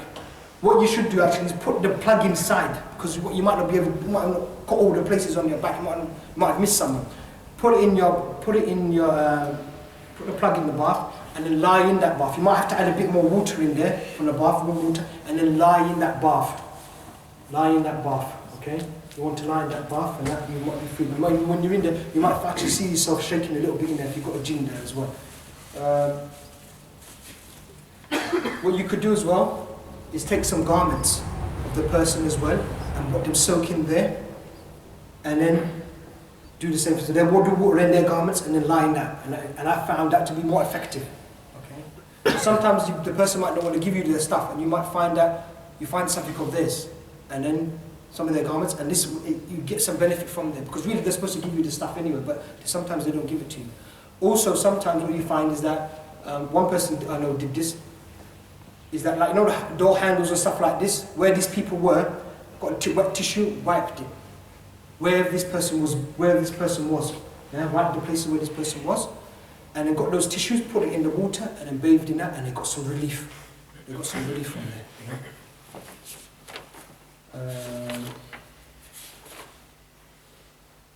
Okay. Another thing which we want to go into, when you do your ruqya and you want to, like I said, you can read on water. You can also read on what I basically call the Ruqya soup. Right? You bath in this and you can drink this as well. Okay, make sure you drink this afresh though. Obviously, basically, this is basically what this is in here. This is something. Can you see something? Can you see that? So, this ganji stuff here. Huh? What this is sidr. This is and I'll tell you what's all in there. Yeah? What we got in here. Yeah? Now these ingredients. The jinn are affected by these things before you do ruqya on this thing. So, Zamzam water. Before you do ruqya on the Zamzam water, just give it to the patient, put it in his mouth, tell him to hold, and start shaking. Zamzam water affects them before even the ruqya is done on it. Yeah? Senna leaves, like this stuff here. Yeah? They hold it in their mouth, they start reacting to it already. No ruqya is done on it, they don't like this stuff. Sidr leaves, which are here, been grinded up. Yeah? They start reacting to that. Ajwa dates. It's in their mouth, start reacting. Fennel seeds, yeah? What you Pakistanis call it? Sof, is it sof? Is it sof? You know what it is? You know, any Pakistanis here? Yeah. Sof, is it Urdu sof, isn't it? Yeah. Sof, isn't it? Yeah, that. They don't like that. They hate that. Yeah? Cumin seeds, jeera, I think. Cumin seeds is jeera, yeah? They don't like the jeera. Just holding it in your mouth, you find that the jinn starts reacting. Table salt, sea salt, also. Honey. Black seed, you know, black seeds, they don't like that. Qist Hindi, which is, I think they call it Indian costus, I think it's called. This in Qist Hindi, yeah. What was it? Olive oil, they don't like olive oil. Black seed oil, barley flour, talbina, this one here, barley flour, yeah. All right. I had someone who used to have this for breakfast. Said, that doesn't do anything. What are you talking about? I said, okay, you try. And this person possessed. They put it in their mouth, held it for about 5 seconds, they vomited and all of that, yeah? So it does have a big effect, yeah? Dried figs, same thing. Camel's milk, surprising, okay? Black oil, I didn't try the camel's urine. I just leave it as camel's milk, all right? Black olives, okay? Black olives, green olives, cider vinegar, malt vinegar, caraway seeds, cinnamon powder, aniseed seeds, aniseed, yeah? So you find even licorice, all sorts. That gives you a reaction. So maybe you can give that to a kid. You see, you give that to a kid, you start seeing the kid shaking a bit and stuff. The kid's got jinn, yeah? Red chili, yeah, red chili powder, natural henna powder, that's all gives problems as well. Coriander seeds, peanut butter as well, smooth peanut butter, yeah. Doesn't matter, it doesn't have to be some part peanut butter, okay, alright. Also, miswak, you find a miswak, just hold the miswak in their mouth, start getting a reaction, you know. So this thing, you're supposed to bathe in it, read that Ruqya, the same with all those intentions, read the Ruqya in there, bathe in it, take a teaspoon of that, add it to a litre of water and drink it as well, okay. But obviously watch out for the allergies, if you've got any allergies and stuff like that. Another thing which you can do is also just getting normal black seeds. The black seeds, the habit of soda, you take that in your mouth, chew it, and as if you're trying to take the juices out of it, and swallow that. The jinns don't like that, so it's juice coming out of it, you know. What you can also do with this Ruqya soup thing is you take some of it and you add it to olive oil. So when you come out of the bath, you've got some sort of rub to put on. Put this little tablespoon in a bottle of olive oil, shake it, and then you take some of that and you put it on your body, and then you go to sleep with that. Okay. What time's Maghrib? Soon. 5 minutes? 5 minutes, okay. Alright, another thing here, how to use the fork, okay, yes, this fork here, alright. What you do here, if you're in doubt, if you're possessed or not, okay, you're wondering, or you want to punish the jinn inside, you want to give it, maybe when you're giving it down, you've got to leave this body, you put the fork here, just the way your hairline is, I've got no hair, okay, but you've got to put the fork here, just here where your hairline starts, and just a little pressure there. You find that when you do that, the jinn doesn't like it. Yeah? And I've done it to a lot of people and the jinn hates it. Really painful for the jinn. Just put that little fork there, just there. So what you do, what's your name? How many of you in here? Are you going to leave this body? I had one case yesterday where I did this talk, and I'm giving the talk like this. The guy's freaking out over here. I said, wait, I'm trying to give a talk. I'm going to get you. So there's just complete manifestation. In the end, the guy's disturbing the talk so much, I said, okay, bring him over here. Got him over there, put the fork on him. Are you going to disturb the talk? No? Okay, you calm down. After that, he calmed down. So the next time he tried to do it again, he says, do you want the fork? Shut up. So it affects them, you know. It affects them, they don't like it, you know. Some of them, when you bring it to show to them like that, they start crying. Yeah? So this thing, what you can do with this is that maybe you want to check yourself. Say, well, I still got that jinn in me. And you do the Ruqya, you don't know. Okay, what you do, make it intense. So you do, remember, this is mass Ruqya now. You want to check if there's a jinn there. It's like jinn's there. I still got jinns inside me. You put the feet in there with the water, right? And you put that there as well, and you do the Ruqya on yourself. You do the Ruqya. Remember, you've done all that other part. You drank the water, you put it on your arm like that, and you drank it. Now you want to make it a bit more intense. You put this here. You put this here and you read on yourself. You do the Ruqya, yeah? Min al-jinnati wan nas, min al-jinnati wan. You keep repeating, see if you can see that jinn, yeah? Another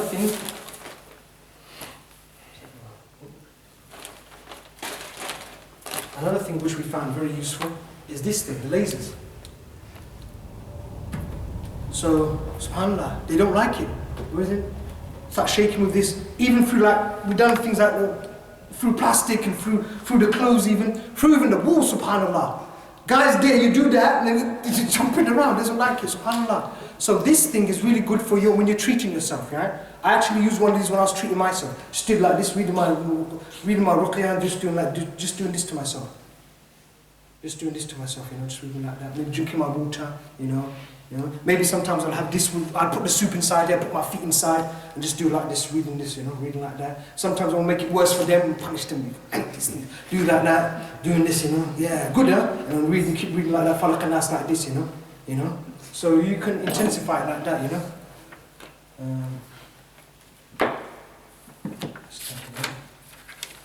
Another thing which you might find useful is this thing here, the aromatherapy. This thing here. Now, like you said to you, the jinn don't like zamzam, okay, naturally. They also don't like oud. You know oud? This thing here, you know that? You know, our sisters, our wives don't like it, you know that one. You know when they put the one the wives don't like it, well, we love it, yeah? That one, yeah? You put zamzam water in here, and you put a few drops of that in there, yeah? And you read to burn the jinn, right? The intention to burn the jinn, yeah? Ayatul Kursi and Afa Hasibitu in there. And you can put your spit in there as well, yeah? Put that on, yeah?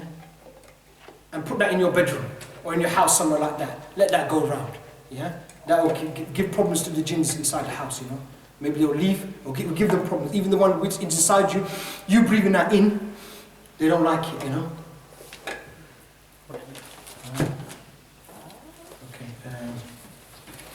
Another thing,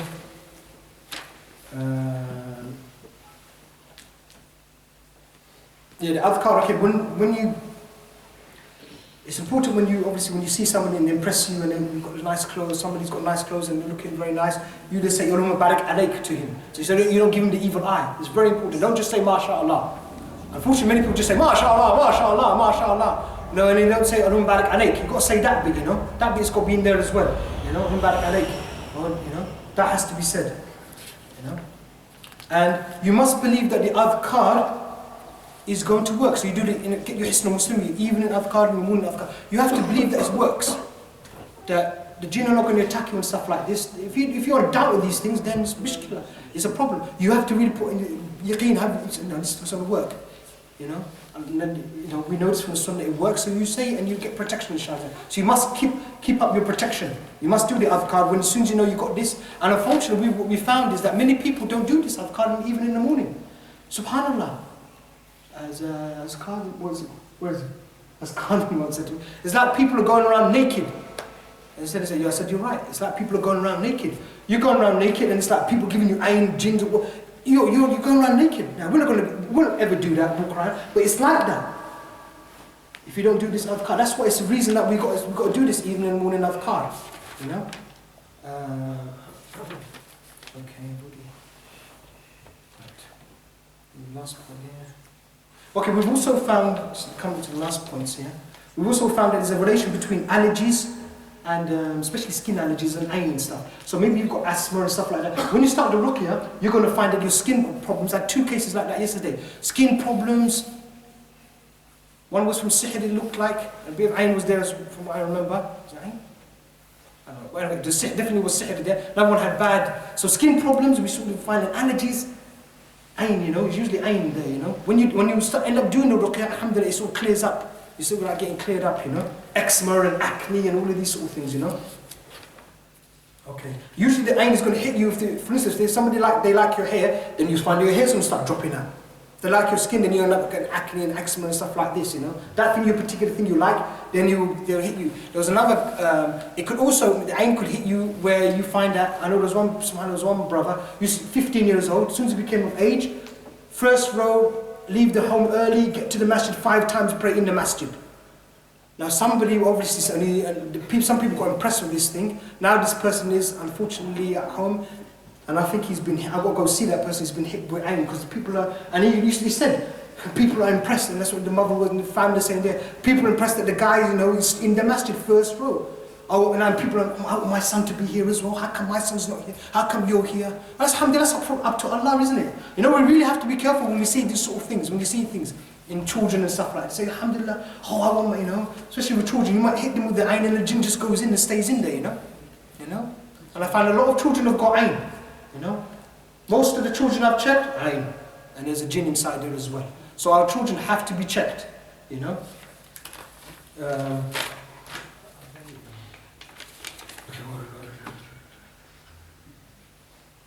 Okay, just a little bit here.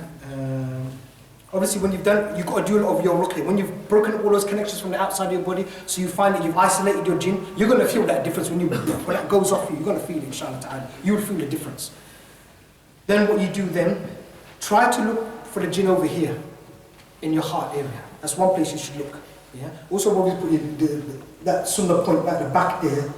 Yeah. But what I found up to my one, it soon got disabled and ended up in this place here. Okay, and then I put hijama cups in and I took it out like that, you know. So when you find it, okay, what's this? Okay, okay. Now, okay, quickly, last point what I'm going to get into is the psychological attack. You're going to get attacked psychologically when you start Ruqya, okay?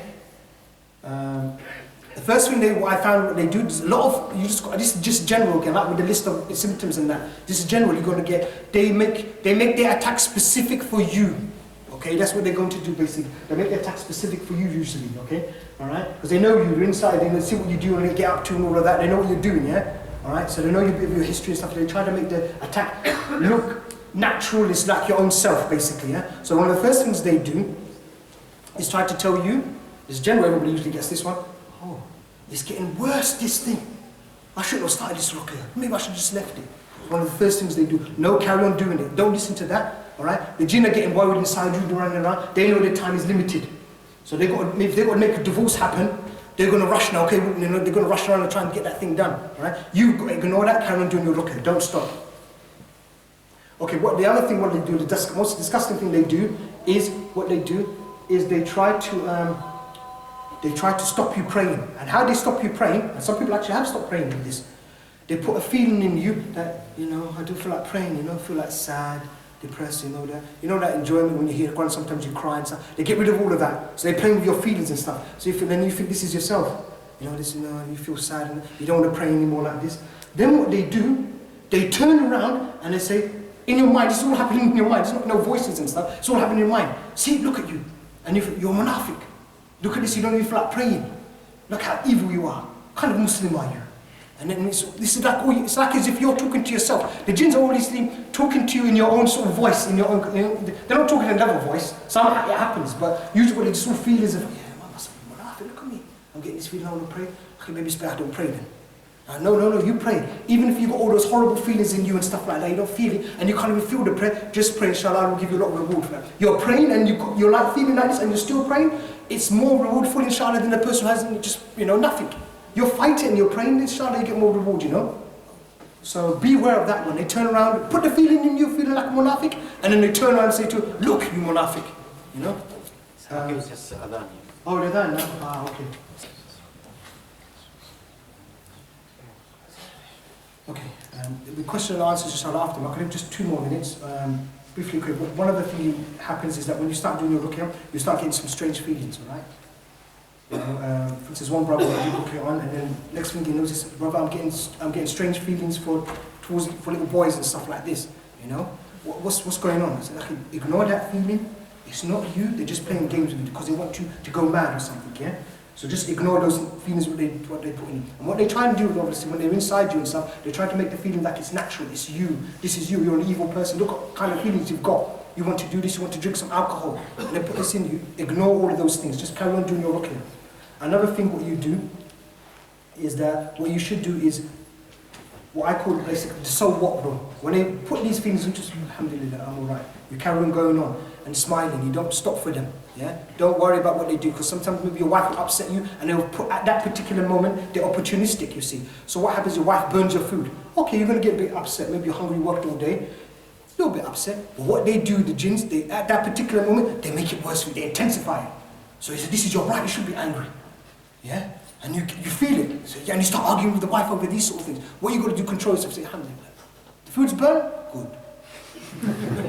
So that's what you do. That's how you get back at them. That's how you only get back at them by doing this sort of thing, fighting like this, and doing Ruqya on yourself. So you just ignore their games, what they want to do. Like this, So that's what you do. You just forget what they're doing. And if sometimes something happens, like for instance, somebody's mother dies, they will try and put suicidal thoughts inside you. And they'll try and make you feel like, well, it's only natural that you're going to feel suicidal, isn't it? Because your mother just died. No. I shouldn't feel suicidal. No. Ignore it. Ignore these feelings, The last point what I want to say is the spouses obviously need to work with each other. When they find that they've both got possession in their gym, they should work with each other. So when the food does get burnt, so then she should turn around and say, I burnt the food. They say, and she says, how are you feeling? Yeah, I'm feeling it, Yeah, then you got to ignore it. That's right. How are you feeling? Yeah, I want to fight with you as well. But you don't want to burn the food. So you got to look and you play with you, and you find maybe what they did, they want you to split. You see, they made the sihr to make you split, but you could make, Allah can turn it around and you make something to make you come together with your wife. So you have something to talk about. You work with each other. How are you feeling now? Oh, you're angry with me now? Why are you angry? And you have that sort of conversation with your wife. So inshallah ta'ala, it ends up being something good for you, the sihr. Yeah? Okay.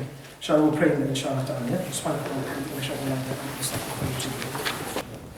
Before we start the questions and answers, I just, something I forgot. Before you start your diagnosis, what you should do, you should remove all jewellery. Rings, sisters should remove all jewellery, brothers should remove watches and rings, yeah? And sisters also, what they should do is remove, what do you call those? Hats. Under all the hairbands and all that, under all the hair, so the hair's just naturally down, yeah? It's not tied up or in, was it ponytail or plaits, isn't it? Is it plaits? Plaits, isn't it? Yeah, under all of those plaits and stuff like that, yeah. And your brothers, if you've got some brothers, alhamdulillah, have long hair. I have no hair, but brothers have some long hair, yeah? All that's let it all out, yeah? It's all nice and just hanging down, yeah? Okay. Can we just answer some of these questions first of all? What about when you're doing certain... These are questions for some sisters, I think. What about when you're doing certain things in life and feel like you're being blocked from it? Could that be because of sihr, jinn related? Yes. You need to look at it, you know. It could be just natural. I mean, Allah doesn't want something for you to happen. You know when you do istikhara and Allah blocks something from you, buying a car or something, that could be natural. It could be what Allah doesn't want this thing to happen to you. But it also because some issue of sihr. So, but how do you know? That's it. That's the whole point of this diagnosis. Work out what you've got, you see. That's the whole point of diagnosis. You're only going to definitely know what's going on with it is when you do sihr. You know, when you do the sihr diagnosis. And that's what I did. When I had my problem, I told him, Abdul Qadir, I said, look, what's all these issues I'm having, brother? And he told me the same sort of thing here, but I've just made a little bit of changes to it. Same sort of thing, get the water, read it, and tell me what happens. And I told him, and then he told me, there's something there, you see. So you have to actually do the diagnosis. Then you can say that you've got something or not. Yeah. Next one. What if you feel certain presence around you, and when you recite, but your memory goes all blank? What could that be? That could be jinn inside you. It could be maybe the memory going blank, maybe that's a jinn inside you, maybe. Yeah? It also would be the presence around you, and maybe you've got the guardians around you. You might even see them sometimes. You might see, look, what you see is like little black things flying over like that. And like from the corner of your eye, you see something like, what was that? Like a little fly. It looks like a big fat fly though, right? And it's going past you very fast. Yeah, you see that sort of thing. That's like guardian. So you might feel those things near you, right, in your presence. Yeah. So that's why it's important to read the last 2 ayahs of Surah Baqarah in your house every day to keep the jinns out of your house. And this hadith is in Tirmidhi. Yeah, keep reading it out. Keep these jinns out. Yeah, keep the jinns out of your house. If you feel stressed and depressed 24/7, and you're struggling in salah now, and you tie yourself from everyone, what could this be? And is that locking? What's that? Tie yourself? Yeah, tie yourself. Seclude yourself from everybody, basically, yeah. Yeah, that's another sign. It could be a sign of something like that. It could be a sign of something. So that's why, when you've got all these strange things, because I don't know, we're Muslims, we're not supposed to have any of these sort of things, really. You know, when you're trying to keep it away, you want to keep away from people and stuff like that. Strange things, you know. You go to somebody's house, it's all dirty, room is filthy, dirty. There's some issues here, you know. So when it's like this and you're depressed 24/7, I mean, I used to be angry. I don't even know what I was angry about. I said, I'm angry. But I don't know what it was. Until, alhamdulillah, it was a jinn inside me doing that, you see. So, stress and you don't know what you're stressed for. It could be also what they do sometimes, these jinn, they actually do, like I said, they're opportunistic, they try to hide, so you think it's all natural. You don't think it's natural, you see, so you get depressed and angry, you know, the car in front of you, he parked in front of you, you overreact, you know, car rage, you know, it's road, that's road rage. So you start reacting, it's too much of a reaction. What you do know sometimes is that, you know how you were before, and then you get all these changes and you see, there's something dodgy going on here.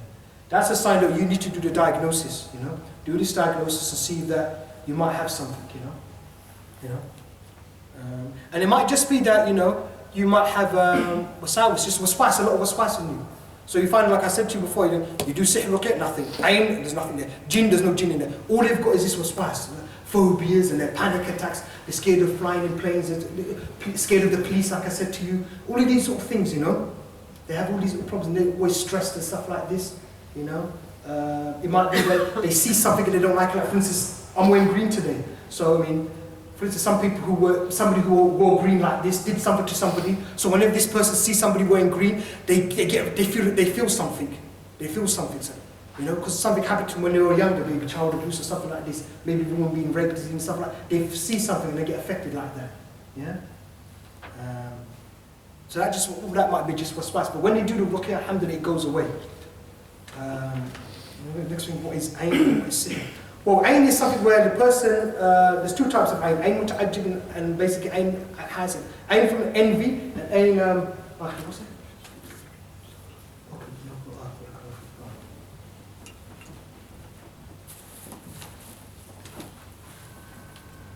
So ayn is something where if the person envious of something or if they're amazed at something happens. So jinn could give this to you as well, where the eye affects you. The person even could be blind and it affects you, you know, hits you and then and it damages your body. And through this damage, what could happen sometimes is that the jinn follow it up. So the person looks at you like something and then the jinn follow this beam of whatever it is coming out of you and it goes into them and they follow it up and go inside. And that's how the jinn get inside. Alright? Or it could be just the person just looks at you and it's just damaging you with the aim. So you're damaged. You're walking out in the streets, the jinns, they're flying around, they see this, you're damaged. What they do, they jump inside. And then they squat inside. They're like squatters and they go inside you. So they didn't initially come with that being going in with it, but they've come in afterwards with it. And like I said to you, sometimes the sihr jinn, when they want to come to you, they've been sent by the magician to you, the sahib. They come to your body, they look at you, so I need to get into this body. Well, the guy's already damaged with the aim. Easy, just going through there, instead of waiting for him to yawn, waiting for him to get stressed and stuff like this, yawning or anything like that, just going through there, you know. And that's why the sihr jinn, some jinn who comes from sihr will react to ayn ruqya. The sihr basically is something where the person maybe wants to marry somebody, wants to get somebody divorced, they go to a sahib. Sahib basically worships the jinns and devils, and it's basically a contract, okay, where the jinns are working for the sahib, basically cries this as and they set up a contract where the person maybe wants to break up your marriage. It's all just kufr and shirk basically. Alright? But that's something which is specifically done for you, this contract, to break you up. And it's a contract between the sahib and the jinns, yeah, to split your marriage up or to cause problems for you, business or whatever, yeah, to kill you even, you know. There's a lot of types of stuff which they can do on you. So that's what basically that is. So they're completely different. You know? So most people have ayn rather than the sihr. Because sihr you have to go and they specify somebody and they go to that person and they tie up the knots and they do something to those knots and they connect you up and then they send jinn to you, basically. Yeah? So that's basically the sihr. It's a contract between the sahib and the jinns. Yeah? All kufr and shirk involved there. The sahib often has to go through a load of kufr and shirk for the jinn to be pleased with, and then they're ready to do this sihr for you. You know? Okay, that's.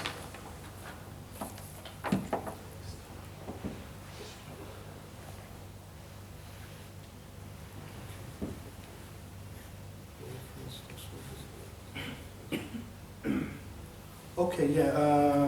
The first problem was asking about the eyes and all. So you can remember what we said about to look for sihr. It's ayah number 4 of Surah Falaq. أعوذ بالله من الشيطان الرجيم ومن شر النفاثات في العقد. Keep repeating that. That's ayah 4. For the ayn, it's going to be ayah 5 of Surah Falaq. To check for the waswas, and you know that waswas. It's أعوذ بالله من الشيطان الرجيم ومن شر الذي يوسوس في صدور الناس. Repeat that one and the one before it as well. Yeah. Okay. أعوذ بالله من الشيطان الرجيم بسم الله الرحمن الرحيم. قل أعوذ برب الناس مالك الناس إله الناس من شر الوسواس الخناس. You keep repeating that one, yeah? So there's those two eyes for waswas. And then for the jinn possession, it's going to be min al-jinnati wan-nas. Min al-jinnati wan-nas. Like I said to you before, is that when you'll get a reaction maybe when you say min al-jinnati wan-nas. That min al-jinnati wan-nas, that you find the jinn reacts to that. Min al-jinnati wan-nas. Min al-jinnati wan-nas. Yeah, so that's the one for the checking for jinn possession.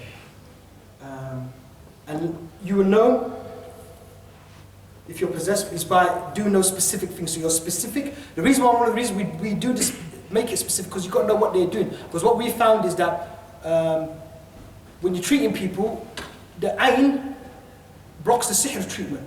So that's why you've got to know, when someone's got sihr, I've got to check for ayn now. And that's why we've done it in this particular order like this. Let's check for sihr first. So that's you've got sihr, and I'm going to check for ayn, because I need to know if you've got ayn, because if we know that is going to cause problems for us. Right? But if you do it like that as well, so if you've got just treating sihr, that's why mustn't just treat sihr. You must treat what you've got. If you've got ayn, just put it in there as well in your intentions, yeah? Because remember, if you just leave off this ayn and you don't know you've got ayn, then it's going to cause problems for your treatment. That's why maybe sometimes people end up having sihr for a long time, and you find out why you've been doing ruqya for a long time, brother. Because maybe you've got ayn and the ayn is blocking it, Okay. Any questions from the brothers? Yeah, if a brother basically suffers from nightmares, it's like he knows he's had this sihr done or whatever, he has got a good idea. He suffers from nightmares constantly, and when he goes to sleep, he sees like what he believes to be the jinn messing around in there, like taking form of people. Wakes up, feels pain in his head and jaw aches, cold sweats, and all that sort of stuff. Even though he makes his adhkar, what's the best advice? Well, if you sleep with wudu, sometimes what happens is that if you get up in the middle of the night, it's best to, what I've experienced, read Ayatul Kursi again. Alright? Read Ayatul Kursi, then go back to sleep. Don't just go back to sleep, make wudu again, then go back to sleep, yeah? Because what could happen, you get up and you don't read Ayatul Kursi again, then you might get attacked, Is it also the person's done it even in the morning adhkar? No. Done that as well? Well, what we found, there was one case, well, if the person's like wishy-washy on is it really going to protect them and stuff like this, we find there's a problem. That they find that it doesn't really, if you're doubting this is going to work, even with the ruqya you're doing, well, I don't think that was going to cure me, not me, I don't know if it's going to, if you're doubting like this, no, you should be firm with this, and no, it will work, inshallah ta'ala. Allah will protect me through this. Then you will get protected. That could be the reason why that person might be suffering, you see. Getting these things because there's doubt, you might be feeling doubtful in this, and there's not really, no real belief in it, you see. And that's one experience we had. When they sort of believed in it, then it worked for them. In fact, there was one time where the jinn actually said, yeah, because you disbelieved, or because you were doubting. The jinn came up and speaking there, why are you here? And they said this because there's some doubt in the issue. There's some doubt in the issue, and that's why this is why they were not believing in it firmly enough, and that's why it's not working, the adhkar, because you're not really believing in the adhkar itself. Another question. Yeah. Is it also possible that a person who's done sihr to you knows exactly where you are in terms of living, keeps driving up and down the road and like giving you ayn, so basically the sihr can keep working, keep doing the ruqya, and then they come zap you again? Is that possible? Well, it's possible. Will they keep doing the sihr on you? Like in terms of that, like the sihr is done, but they do like, because they need the portal, right? Yeah, what they want to they keep giving you nazar, so they drive up and down the road, and you keep spotting the same person. Yeah, some of these guys, I know one sahib do that, give you the ayn, they know what they're doing the ayn, because they're jealous of you anyway, and then that's what it causes. So they might give you the ayn anyway, these guys, and they know that it's damaged you anyway, so it gives it easy for, and maybe if the jinns will tell them that maybe there's nothing there, there's no ayn, it's difficult to get into this person, so they might look at you or something, give you the ayn, alright, and then, because our people are known for ayn, giving people ayn, and sometimes some ulama say you have to lock these people up or keep them away from the society and stuff like that, because they cause a lot of damage to people, So yeah, the sahib could give you the ayn, and then that same sahib could do the stuff for you, so make it, open you up for the jinn, and then hit you with it, you see. Yeah, possible. I won't say it's impossible. But what you do, if you do your adhkar, inshallah, I will protect you. Don't worry about these things, Yes, Prophet. So. Yeah, when the exorcism function is carried out by the magician, what sort of ingredients is involved in actually arranging it to be successful on the victim? So, what do they do? They use form of ingredients, be it body parts or Yeah, they use some of your clothing or some of your hair and your nails and stuff like this, and they get that together. Sometimes they don't even need any of that. If they're just going to send you the jinn itself, they won't need anything. From what I've seen, the case what where do they use? What do people need to be aware of when actually maybe not? yeah, your hairs and stuff. Be aware where you put these things. You see, so be careful where you just leave your hairs and and your clothes and stuff like lying around. Even some of your pictures. I've seen. We caught one woman. She's got pictures of the person. Said this. So these guys are developing their stuff. So now before there was no photos, but now they're using photos of the person and they draw things. They get up some strange stuff. They use photos now. So you have to be careful with all your personal belongings. Don't leave your personal belongings out like, and when you let people in your house, know who you're letting into your house. You see. Yes. Sorry, to diagnose the problem of sihr being done, to find out if you've got jinn inside you, you have to keep on reading for 15-20 minutes to fill up what is last. Yeah, that's what I was saying to you. Were you here at the beginning? That's right. Yeah. I came with it. You came a bit late, okay, maybe it's in the video. You keep repeating it until you're sure that you've got it, you see? Keep repeating that ayah. So if you've got the sihr, you keep repeating that ayah for, keep repeating. So you get your, and the important thing is here, is the reference point. The ruqya before, you hear when I talk about the reference point? Yeah, well, when you see something. No. Before you start, before you even start any of this stuff, before reading the water, you get your reference point. You work out, okay, this is my normal state before I start the ruqya. Okay, yesterday I had a bit of a headache anyway, so that I incorporate that into my reference point. I've got a bit of a pain here from my weightlifting. All right, so this is my normal state. I've got a little bit of pain here from yesterday because I was dehydrated and that headache, and this is my hurt my knee during weight training yesterday. So this is my normal state. Then you take the water, read on it and stuff. Then you take another reference, okay, this is how I feel now after drinking the water, when you've read on it, you know. And remember, the important thing here is the intention. You know, you're looking for sihr. It's sihr now. It's intention, that's how you're going to differentiate between what you've got, is that intention. Like I said before, is that when you read, you can read Surah Fatiha on someone with intention looking for sihr. And the person does no reaction. You immediately change the niyyah in your mind. It's not even not main dua, just change it in your mind. Okay, go and read now Fatiha for Ain. And the person starts reacting. All you've done is just that niyyah change in the mind, in your mind, and they start reacting. Sometimes you could need something to trigger it off as well. It's like, obviously the Quranic words are powerful, Yeah. but it's probably one of those jinns that can withstand pain. And it's something obviously burning, but you're going to trigger it with the fork or something. You're going to do something to trigger it even more to bring it out to you. You want to intensify it. Like I said, you want to intensify it, so you've taken the water and you still don't think you've got a reaction. You've done your 15 minutes of reading that, thinking, still a bit down. Okay, what you do, put some water inside there, yeah, and then put it in there. Put your feet in there and try there. Inshallah, you ask Allah, Allah will show you to Allah. I've not had any case where people, if you ask and still asking Allah, you're not running around trying to ask other people to do ruqya, and you want to say, Allah, I'm going to try and do it myself, please show me. Allah will show you, really. You sincerely ask Allah, Allah will show you. And when you do it, you must use water. Just plain water. Don't use Zamzam, because I said like that ruqya soup. The Zamzam will react anyway. The jinns will react naturally from it, so you're going to get interference. Now, what is that jinn come through? Is it come through sihr? Because when you take it, if you did that, if we did this with Zamzam, we drink it, all the jinn inside the body are going to start jumping around with it. If it's an ain jinn, if it's one that came through yawning and it's a loves you, if it's a sihr jinn, they're all going to start playing up, so you won't get confused. It's going to mess up your confusion, because that love jinn is playing around in the stomach, you've got the sihr jinn who's playing around over here, you've got this one going around, so what is happening? You get interference. But if you just use normal water and try to make sure the water is room temperature, not too cold. Room temperature, and then you do it, then you inshallah won't get no interference. Only if you start moving like that and it's sihr, with the sihr on it, the scene on it, sihr jinn, it's nothing else, it's just the sihr jinn inside you. I mean, sometimes cases where individuals have more than 1, 2 jinns, how many the most can go into your body? Don't worry about the number, it's a big number. That's what I mean. Yeah, it could be a big number, it could be big. And sometimes it's not worth telling the people how many ringgit, because it's going to make them feel depressed. What, 752? You know? So you don't tell the people how many ringgit. Just say, brother, just do it, do ruqya, and they will go inshallah ta'ala. You see? You know? Oh no, so there's a problem. Who's it? We've got questions from the radio. Okay, let me ask that brother, and then. So my question is related to treating people. When you treat people, how can you diagnose which type of problem they have got? But by reciting, we came to know that he has some sort of problem. Yeah. It's shivering or shaking or screaming or crying. Yeah. But how can we make sure which type of problem?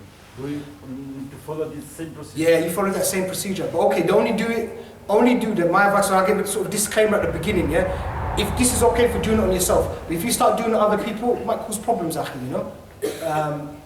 Okay, if you're responsible for your children and stuff, fine. And your wife, okay? I won't go outside that, you know? Because what it is, you have to understand that if you start doing it on other people, the jinn might attack you. If you're a person who does your adhkar, your serious, you really want to help them, so you don't know after money or something like this, then okay, maybe go ahead and help the people. But this particular talk, I'm not telling people to go do ruqya. What I've seen, some people are not serious about it, they're doing it for other reasons, jinn will come back and attack them, yeah? But for yourself, Allah doesn't burden you with something you can't handle. So if you've got a jinn inside you, Allah's just, what I've seen, Allah's just, so you can handle that jinn, and you need to treat yourself. You treat yourself and your family and your own children and your wife. the man's responsible for this. Yes, the man should be treating his own family. If every man treated his family, we don't need all these people doing ruqya and raki, you know? We don't need it. We just need every man is doing his own family and himself. Khalas is finished, because that man in every man is head of his household. Allah's not going to burden that man with something which is beyond him, some big fat jinn which he can't control. No, inshallah, you'll be able to control all the jinn in your house. You know? Because it's according to your level of iman. Allah is just. What I've seen, this is my experience, I've seen it. You know? Everybody can control it. When they find a, like I said, when the jinn manifests completely like this, that person, he can control it. If he stops the sins and that, he can then control that jinn. Because Allah doesn't burden you with something you can't handle. You know? Can you just, want to say something?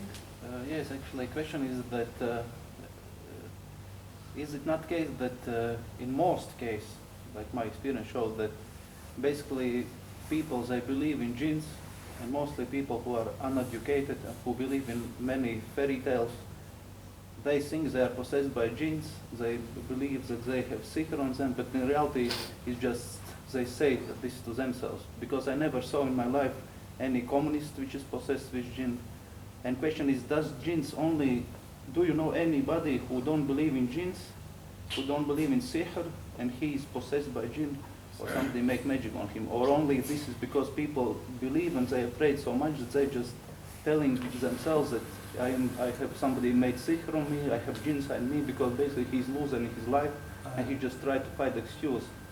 And those people who don't believe, they never was affected by jinns or magic. To be honest, Akhi, there might be cases where somebody is thinking, yeah, maybe it could be the only in the mind. Yes, possible. And you check them, and there's nothing really there. You know, people they like the attention. You know, unfortunately, some people just like, they like to be, they like people to feel sorry for them and stuff like that. That might happen as well. Okay, might happen. But what I've seen from my experience, I'm just talking about my experience of seeing my people, friends and family. What I would say about 60 to 70% of the Muslims have got something. Because what it is, most of what happens, like especially the ayn jinn, you'll just sit there, you don't know if it's there. Only when you do the ruqya for ayn, then it comes up. Or when you do the ruqya for checking for jinn, then it comes up. It's quite happy sitting there, not doing anything. You know? So I'm just going by my friends and family. What, you? And you know, children I know and family, friends.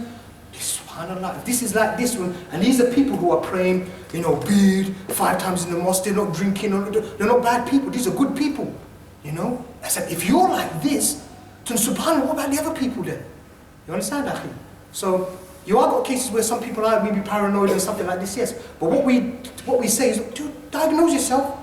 Here's the stuff, I've just showed you what you do, and that's how you work out what you got, you know. The main thing is the niyyah, is the intention, what you're looking for, what you're asking Allah to. When you do this, you're looking for sihr, looking for ayn, looking for mas, looking for waswan, you'll find it. But it's the intention what you do, just don't just read. Like there's one person I knew, alhamdulillah, he got the jinn out of the person, he read on someone, and alhamdulillah, the jinn left. So I asked him, okay, what was your intention? What was that jinn in there for? He says, I don't know. I just read it, it went. I said, alhamdulillah, good. I said, next time you do it read for sihr first of all, then read for ayn, read for mas, so we know what it is. Because maybe the jinn, there's some sihr left behind. Something you have to get rid of that sihr. Huh?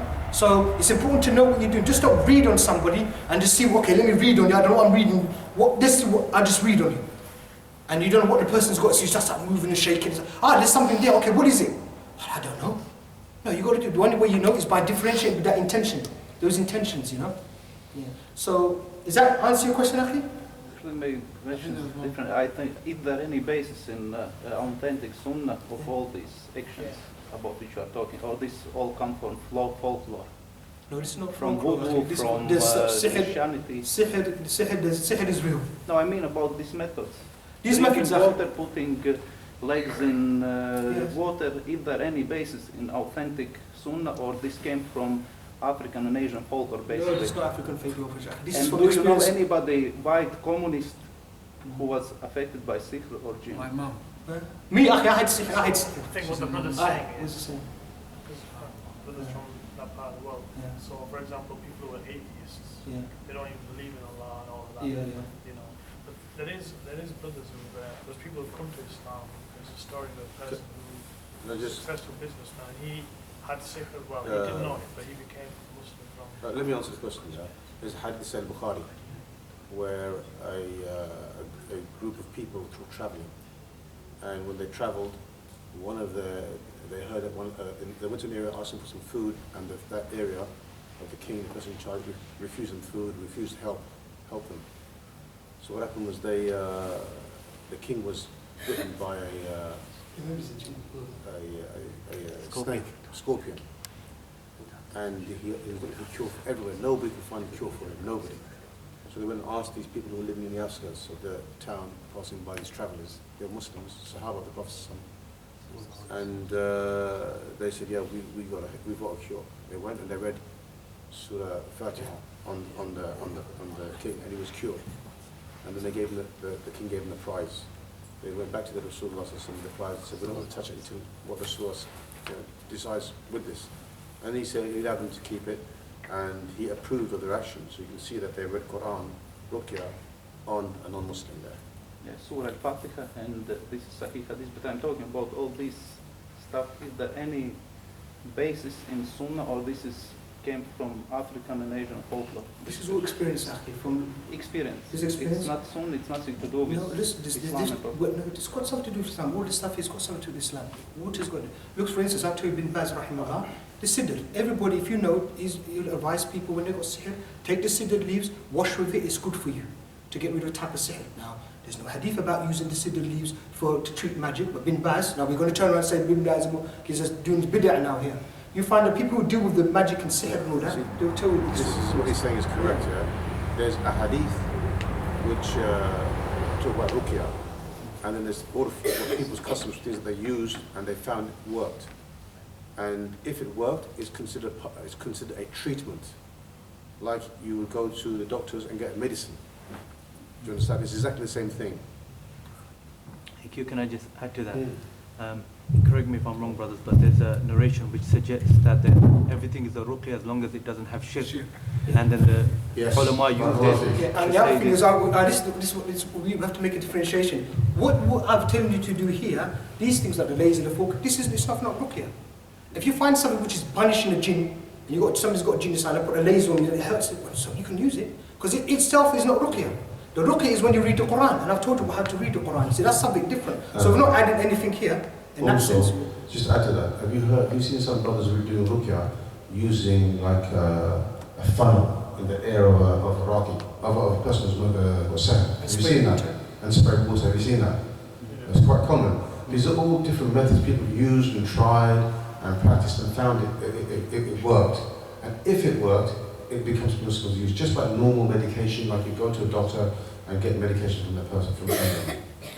Thank you. So just to add to the brother's earlier question, because if I'm right, you're saying, do the non-Muslims, those who don't believe, do they get affected by it? Have you seen any? But there is a narration, and correct me if I'm Uthman radiallahu anhu, his wife had come to his house and she was wearing a ta'weez, and she had got from a Jew person. So Uthman ripped this ta'weez off and said, the house of Uthman has no place for shirk. And then she said, but I had an eye twitch. And when I put this ta'weez on, this twitching had stopped. So he explained that this was a jinn attacking you. As soon as you done shirk, it left you. Because why would the jinn want to attack someone who's already in kufr, who's already doing shirk? What need does it have? Beautiful, that shows that the jinn used this method of shirk to make the person do shirk. And what I've seen from looking at the kuffar and looking at them, you can see I can see looking at them, there's jinn, that's jinn. And I can see like... So I look at this. My mom's a non-Muslim.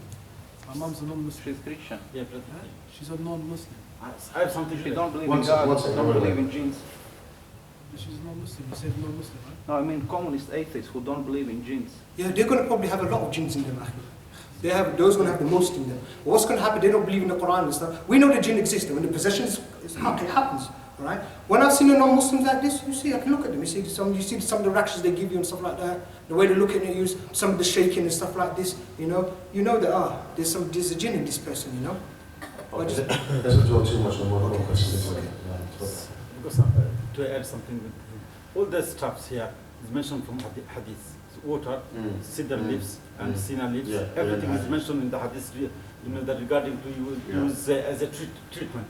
But using the method It's different, you know, that maybe not the same, the sheikh using, other sheikh use in a different way.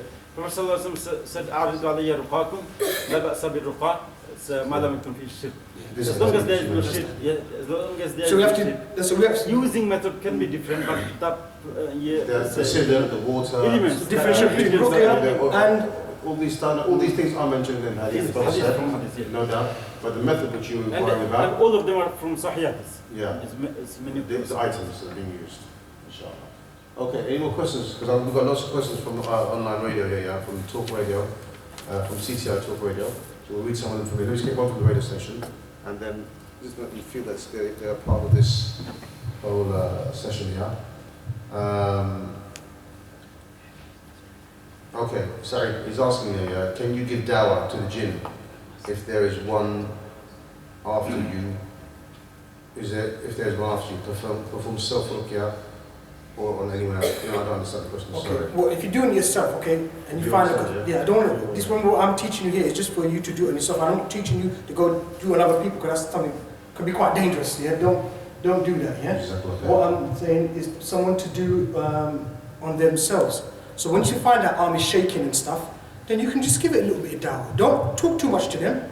You know, like I was saying to her, what do you eat? Where do you live? How many of you in there? Stuff like that. Just give them a warning. Look, I found alhamdulillah, Allah's guided. You know, fear Allah, leave this body, embrace Islam. You know, if sihr, you're trapped in there with the sihr, then you know, fear Allah, embrace Islam, and then ask Allah to help you get out of this body. Because what I'm going to do now, I'm going to read Ruqya, and I'm not going to be blamed for if you die. I can't be blamed for this because I've got to cure myself. So you give it that sort of a warning. Leave it like that. You don't need to know too much about it. You're giving it the warning, then you do your treatment. That's it. Basically, keep it like that. And just on that note, there is an opinion which says we shouldn't speak at all to the jinn. Because the asr of the jinn is that they lie, so just read until they leave. But there's this other opinion exists as well, so we're not going to get into any detail, you know. I probably prefer that actually. We don't have to speak to them really. They're both there. Okay, we'll take one from here. There's a hadith that the Prophet ﷺ mentioned about the people of Medina having snakes in their homes, and he said to people who had snakes in their homes. Yeah, he said in Medina there's been the snakes and they're the jinns. Yeah. So you should tell them to leave first. 3 times. And then afterwards kill it. Yeah, that's 3 times. So should we tell them to, when they say found in our body, leave, or should we just keep reciting to burn? No, it's different. That's completely different. That hadith said Bukhari, you're referring to is if you see a snake in your house, in your land, then you warn it 3 times to leave, once, twice. And if it doesn't leave, then you kill it. But if you kill it before, then it may harm you. So that's what I meant, like the ruqya, like he said, like to keep reciting to burn it. Should we say leave first? No, because it's not a snake as you see. You don't know what it's inside you. Well, it might not be a snake. That hadith is referring specifically to a snake or something, you know, strange in your house, which you see, not in yourself. I mean, after the diagnosis, so he realized he had something. Jinn, so should we keep on reciting till it dies? Or? Yes, you should just keep going, go all the way, that's it. You don't have to give them one like you said. Just carry on doing Allah, you know, showing you what it is, just keep reciting. If it dies, it dies. And there's some signs of death, you know, like, you know, you might lose your eyesight and memory loss, what we talked about, isn't it? So you just keep going and treating yourself, keep treating yourself. Don't worry if they die, it dies. Alhamdulillah. Have you experienced, you're saying that the person can control the jinn, so they can control if it manifests or push it down, not let it manifest. Yeah. Is it, in that case, when the person does the ruqya, if they're able to do that, Allah gives them the ability to have that strength, to recite while it manifests or recite without manifest? Because okay, yeah, there are cases when what happens, this is what happens. Sometimes what happens, it comes up straight away, even just talking, it just comes up. Right? And then the person probably might be a case where somebody's trying to diagnose it, so this jinn stopped them, so they can't even go and get the water. They won't even let me get the water. So it shows that there's something there. So it sometimes won't even let you swallow the water. But if you ask Allah, Allah help me, you know, make tawbah to Allah, try to stop you, just make a quick tawbah to Allah, cry to Allah to help you, then inshallah you'll be able to swallow it. So all of it's up to Allah, inshallah ta'ala, you know. If you do find that maybe it's messing you around really badly, and if power, because sometimes what they can actually do is paralyze you can't even do anything. Then what you do, I've done this with one patient, you tell them, look, you can only do what you can do. You know, just like, you know, when you're paralyzed, you have to pray, isn't it? So sometimes when somebody's out, they pray just with their eyes and stuff like that. Then what you do, you can't, they've stopped your reading, just read the ruqya in your mind. Like you're showing that Allah, you're doing the minimum, that's the minimum you can do. And I've seen people when they do that, it releases them. It releases them. I've seen some people experience that they can control when it comes out. So they can make it manifest or push it down. But when it manifests, sometimes they can still recite, but they struggle to do it. They struggle and they recite. Should they struggle and recite, or should they just recite when they're calm, when they're able to recite without any problems? What they need to do there, like I said during the talk, is that what we found is that somebody, when it comes up like this and it's stopping you, if there's some issues with Iman. Okay, Allah doesn't burden you with a jinn you can't handle. If your Iman is 50, then you're going to get a jinn which is whatever is that according to a level. You don't get ifrit in you or something like that. You want to get Iman, a jinn which is at your level. So if the person corrects his Iman and stops those sins and asks Allah Ta'ala, then they're able to control it. Because it's a type of humiliation when a jinn comes up like that. You know, it's a type of humiliation, you know. You know, what's this? Imagine, we can see this, imagine we've got a big sheikh here. We have a big sheikh, maybe you can't see him because we're all normal people here. Imagine one of our big sheikhs, you know, and the jinn comes out like, ha ha ha ha, and he's giving the Friday khutbah, ha ha ha ha. I know, that's ridiculous. I mean, that's a bit of a humiliation, isn't it? You know? So it doesn't happen, you know. With the sheikh, it never happens, really, alhamdulillah. Because of the iman, the knowledge, it just keeps it down. Or they're going to get maybe the jinn moving, shaking a little bit, and you tell them to control, they stop it. They just do ruqya, and afterwards, maybe their ruqya is only a few hours, maybe it's dead, it's gone. Because the closer you are to Allah, obviously, you know, when you're closer to Allah, this is the dua is, you know, is better, isn't it? So obviously, when you're closer to Allah, your ruqya is much stronger, and it just burns them. You know. So let me just take this one question here. Yeah, there's a question there. I'll answer it. It says, what if you're not affected by anything, but your house is? Do you perform self-ruqya, but just on your house? And then the second part of the question, it says, what if I told you, if I don't harm the jinns that are living in my house, they actually clean my house all for me. And they said they want only peace. Only certain times they react with me.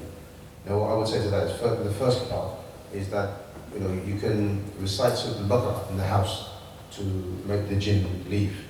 There's no self there because you're not being harmed. So you recite your general du'as in the morning and the evenings, and after the prayers, and you do your prayers, your adhan, everything like that. But no in the house, we've got Quran in the house, we do Sunnah in the house, make your house an Islamic household.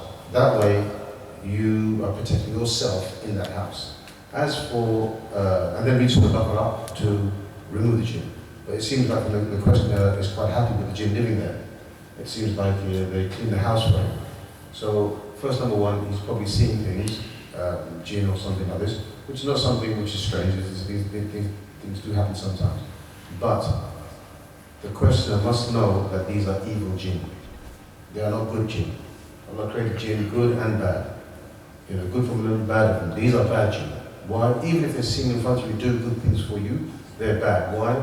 Because Allah Jalla wa Ala created humans not to interfere with the life of the jinn. And He made it haram for us to enter into the world of jinn. And likewise, He made it haram for the jinn to interfere with the life and the world of the humans. So by them coming into your home and making themselves apparent to you, then they are committing haram. So therefore, they are evil jinn. And if you become satisfied with that and content with that, you're becoming content with something which is evil, which is wrong. And you're supposed to enjoy good, and you're supposed to forbid evil. So what you must do is do your ruqya in the house, remove this jinn, make tawbah istighfar to Allah Jalla wa Ala for being content in your heart with these jinn that are in your house, you enjoy them cleaning the house. And then inshallah after that, remove them through Surah Al-Baqarah. Wallahu ta'ala alam. You said making dua, should we make general dua, should we make dua through istikhara, and if that dua per treatment, like for ain and then for sihr, we make dua per? Yes. What do you think about that? You said they want to make, you know, because I said to them what they should do before they do this treatment. Should they do istikhara for each diagnosis, or do just a general one at the beginning, I'm going to diagnose myself now? Istikhara, so for istikhara. Allah, the Sahaba will make istikhara for if they want to change the shoelace. So every little matter you can do istikhara. And also, istikhara, it doesn't necessarily have to be, you know, 2 rakat prayer all times. You can say istikhara after the prayer, after sunnah prayer, or just, you know, as you're walking, just make dua. But I would advise if you feel you need to make istikhara about something, make it. So all four do it. You got to do it. His second part of his question is, does it have this in specific dua for every kind of problems? Oh, when you're making it, when you ask Allah to help you, yes. yeah, I do. We do it. You ask Allah, show me if I've got any sihr. Oh, Allah, show me if I've got any. There are duas from this, so from every kind of problems. Sihr. Oh, for that you mean like, oh, okay, that's what you mean. You mean like in the Muslim or something like that, one of those duas? But there are specific du'as for ayman. Oh, per treatment, yeah, per diagnosis treatment. Yeah, diagnosis, you should ask Even Allah. I specific du'a. For masjid, you've got jinn, there's the other type of ruqya. For sahab and stuff, it's very similar to the mas that you have.